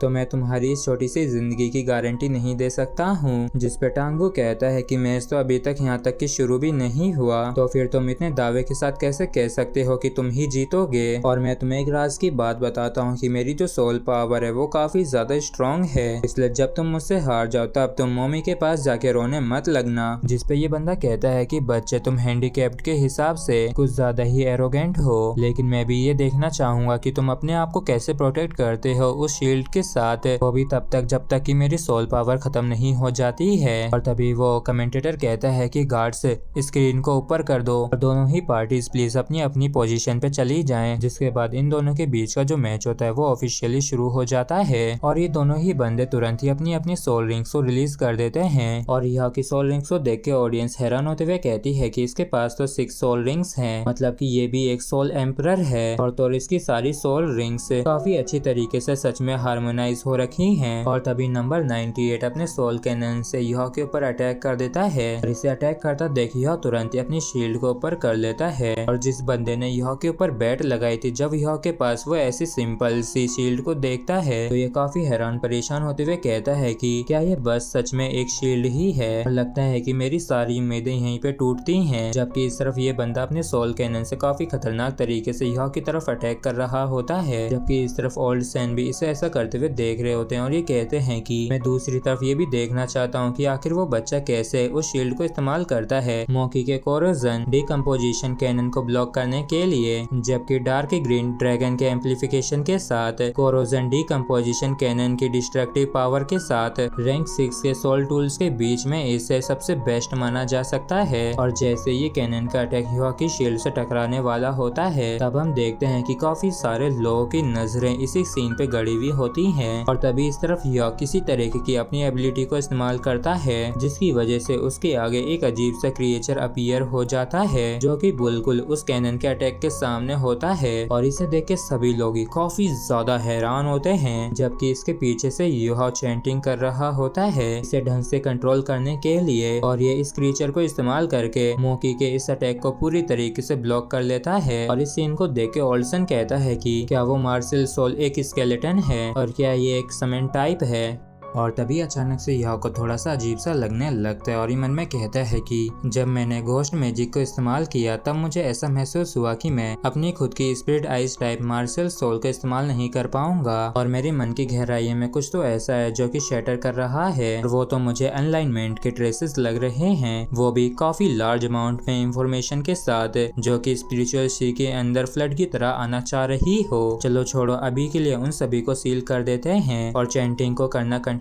रखते हैं। और तभी यह अपनी चैंटिंग को इस्तेमाल करके अपने चारों तरफ किसी तरीके की फॉर्मेशन बना लेता है, और इस तरीके से ये ईलाई केशी के अनडेड मैजिक को इस्तेमाल कर रहा होता है। और जब सभी लोग यह को ऐसा करते हुए देखते हैं तो सभी के काफी तगड़े वाले होश उड़ जाते हैं, और ये लोग कहते हैं कि ऐसा नहीं हो सकता है। जबकि ये जो बंदा होता है ये मन में कहता है कि इस बंदे के अंदर से तो काफी सफोकेटिंग ऑरा आ रहा है, जैसे कि कोई मेरे गले को दबाने की कोशिश कर रहा हो। और इसलिए ये तुरंत ही अपनी सोल पावर को बढ़ा के अटैक कर देता है, जो कि इस क्रिएचर को तुरंत ही डिस्ट्रॉय करके यह की तरफ बढ़ने लगती है। और इसके सोल कैनन के इस अटैक को यह अपनी शील्ड से ब्लॉक कर लेता है। जबकि इस तरफ ये बंदा गुस्सा करते हुए कहता है कि मुझे परवाह नहीं है कि तुम किस तरीके की ट्रिक को इस्तेमाल कर रहे हो, मैं अपने सबसे स्ट्रॉन्गेस्ट और पावरफुल अटैक को इस्तेमाल करूंगा तुम्हें डिस्ट्रॉय करने के लिए। जबकि इस तरफ यह अभी भी चैंटिंग कर रहा होता है, और जैसे ये अपना सबसे खतरनाक अटैक यह के ऊपर करता है तो यह के आगे अचानक से एक पोर्टल ओपन हो जाता है, जिसके अंदर इसका ये पूरा अटैक चला जाता है। और इस चीज को देख के ऑडियंस काफी ज्यादा हैरान होते हुए कहती है कि अचानक से इतना बड़ा पोर्टल कहां से अपीयर हो गया, और ऐसा दिखता है कि वो कोरोजन रे बेकार ही चली गई। जबकि इस चीज को देख के इस बंदे को गुस्सा आता है और ये हैरान परेशान होने लगता है। लेकिन तभी उसी पोर्टल के अंदर से एक और काफी खतरनाक क्रीचर बाहर निकल के आता है, जिसे देख के ओल्ड सैन भी काफी ज्यादा हैरान होता है, और ये कहता है कि भैंस की टांग ये क्या बला है। और इस क्रीचर को देखते ये बंदा तुरंत ही एक और काफी खतरनाक अटैक अटैक कर देता है, लेकिन इसके इस अटैक से इस क्रीचर को कुछ भी नहीं होता है और इस चीज से ये हैरान होते हुए कहता है कि इस अटैक का तो इस क्रीचर के ऊपर कोई भी असर नहीं हुआ। और तभी ये क्रीचर काफी तेजी से इस बंदे की तरफ बढ़ने लगता है इसके ऊपर अटैक करने के लिए, जबकि इस तरफ इस 98 नंबर वाले की काफी गंदी हालत हो रखी होती है। और ये यह को देखते हुए मन में कहता है कि इस सोल मास्टर की पावर काफी ज्यादा अजीब है और ये क्लियरली एक इविल सोल मास्टर की पावर है। जबकि इस तरफ यह खुश होते हुए मन में कहता है कि वैसे तो मैं काफी रेयरली ही घोस्ट मैजिक को इस्तेमाल करता हूँ, लेकिन इस गोल्डन हॉल के अंदर घोस्ट मैजिक को इस्तेमाल करने से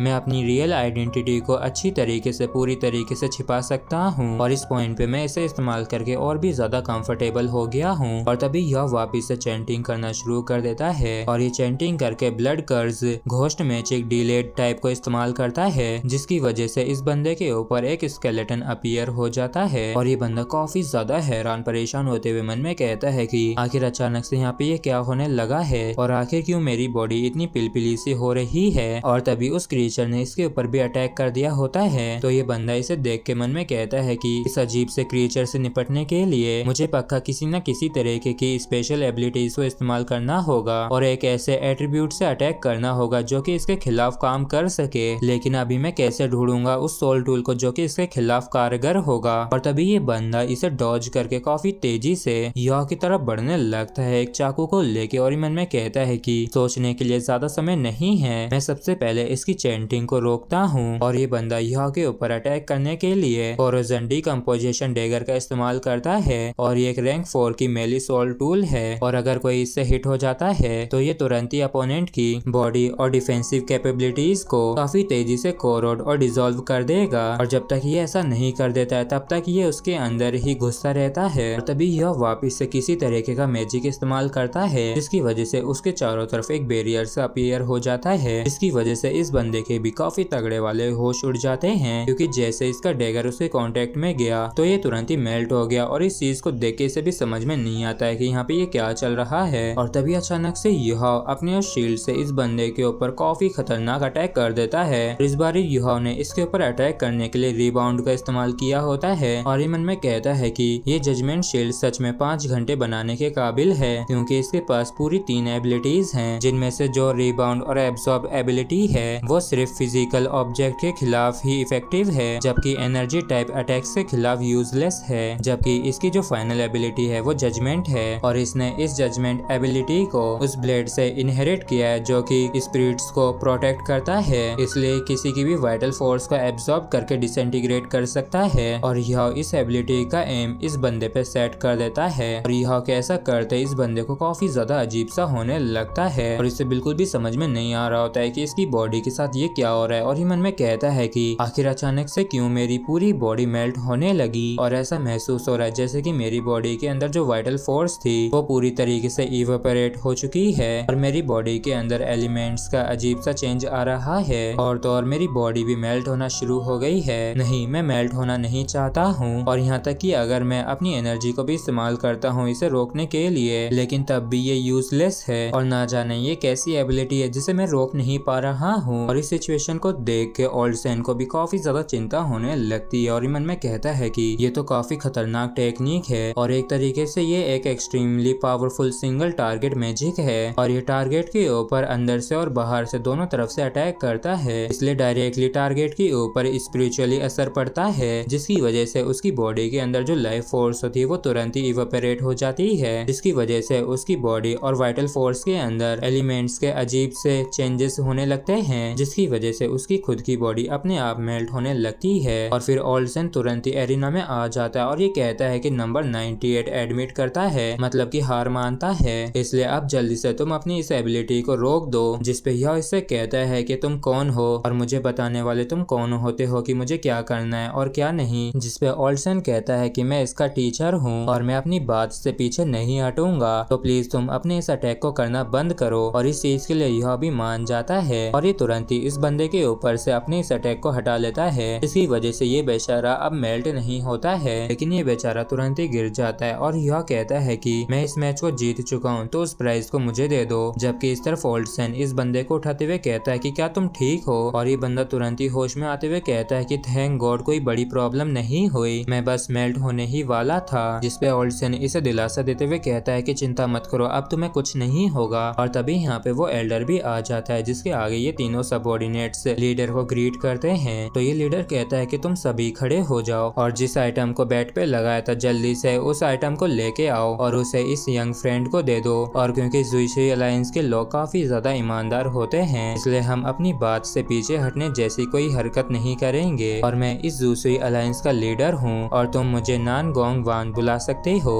जिसपे यह हेलो करते हुए कहता है कि हेलो नान गोंग वान, ये मेरे लिए सम्मान की बात है जो मैं आपसे मिल पाया। और फिर ये गोंग वान कहता है कि चलो ठीक है, अब जल्दी से इस मैच के रिजल्ट को अनाउंस कर दो। और फिर ये कमेंटेटर कहता है कि ब्राइट कैपिटल सिटी के अंदर इस young elite soul master tournament के ज़ुईशुई अलायंस सब डिवीजन के टॉप 3 कंटेस्टेंट डिसाइड हो चुके हैं। और फिर गोंग वान कहता है कि यंग फ्रेंड, क्या तुम्हारे पास मेरे साथ थोड़ी बहुत बातचीत करने का समय है? जिसपे यह मना करते हुए कहता है कि मेरे पास तुम्हारे साथ बात करने के लिए कुछ भी नहीं है और मैं यहाँ पे सिर्फ प्राइजेस को जीतने के लिए ही आया हूँ। और तुम जिस भी बारे में मुझसे बात करना चाहते हो प्लीज तब तक इंतजार कीजिए जब तक कि मैं फाइनल चैंपियनशिप को जीत नहीं लेता हूँ। और रूल्स के अनुसार मैं उस शील्ड को अपने साथ ले जा सकता हूँ जिसे मैंने बनाया है। जिसपे गोंग वान कहता है कि हाँ बिल्कुल तुम ले जा सकते हो। तो फिर ठीक है, मैं तब तक इंतजार करता हूँ जब तक कि तुम हमारे ज़ुईशुई अलायंस की तरफ से रिप्रेजेंटेटिव के रूप में जीत नहीं जाते हो। और फाइनल्स के हो जाने के बाद हम अपनी बात को वापस से शुरू करेंगे। लेकिन मुझे सबसे पहले तुम्हें कुछ बताने दो कि अगर तुम सच में हमारे ज़ुईशुई अलायंस को जिता सकते हो तो इस कंपटीशन के खत्म हो जाने के बाद ज़ुईशुई अलायंस तुम्हें काफी जेनरस रिवार्ड देगा। जिसपे यह कहता है कि मैंने नहीं सोचा था कि मैं इससे भी ज्यादा सम्मानित होऊंगा। जिसके बाद सही तो यह को यहाँ से ले जाने लगता है और इस पर गोंग वान भी कुछ भी नहीं कहता है। और जब ये चारों रास्ते में यहाँ से जा रहे होते हैं तभी अचानक से यह कहता है कि ज़ियाओ डोंग, तुम मुझे पिछले टावरेन के डायरेक्शन में ले चलो और यहाँ से 256 स्टेप्स आगे एक रोड है और वहाँ से लेफ्ट मुड़ जाओ और चलो अब जल्दी से चलो। जिसके लिए वांग डोंग भी मान जाती है। जिसके बाद वांग डोंग यह को वहाँ ले आती है जहाँ के लिए इसने कहा होता है। और फिर हम इन चारों को ही एक अनजान सी जगह पे देखते हैं। और इसी के साथ फ्रेंड्स हमारा ये एपिसोड भी यहीं पे खत्म होता है। अगर आप लोगों को वीडियो अच्छा लगा हो तो प्लीज चैनल को सब्सक्राइब और वीडियो को लाइक करना बिल्कुल भी ना भूलें। Thank you.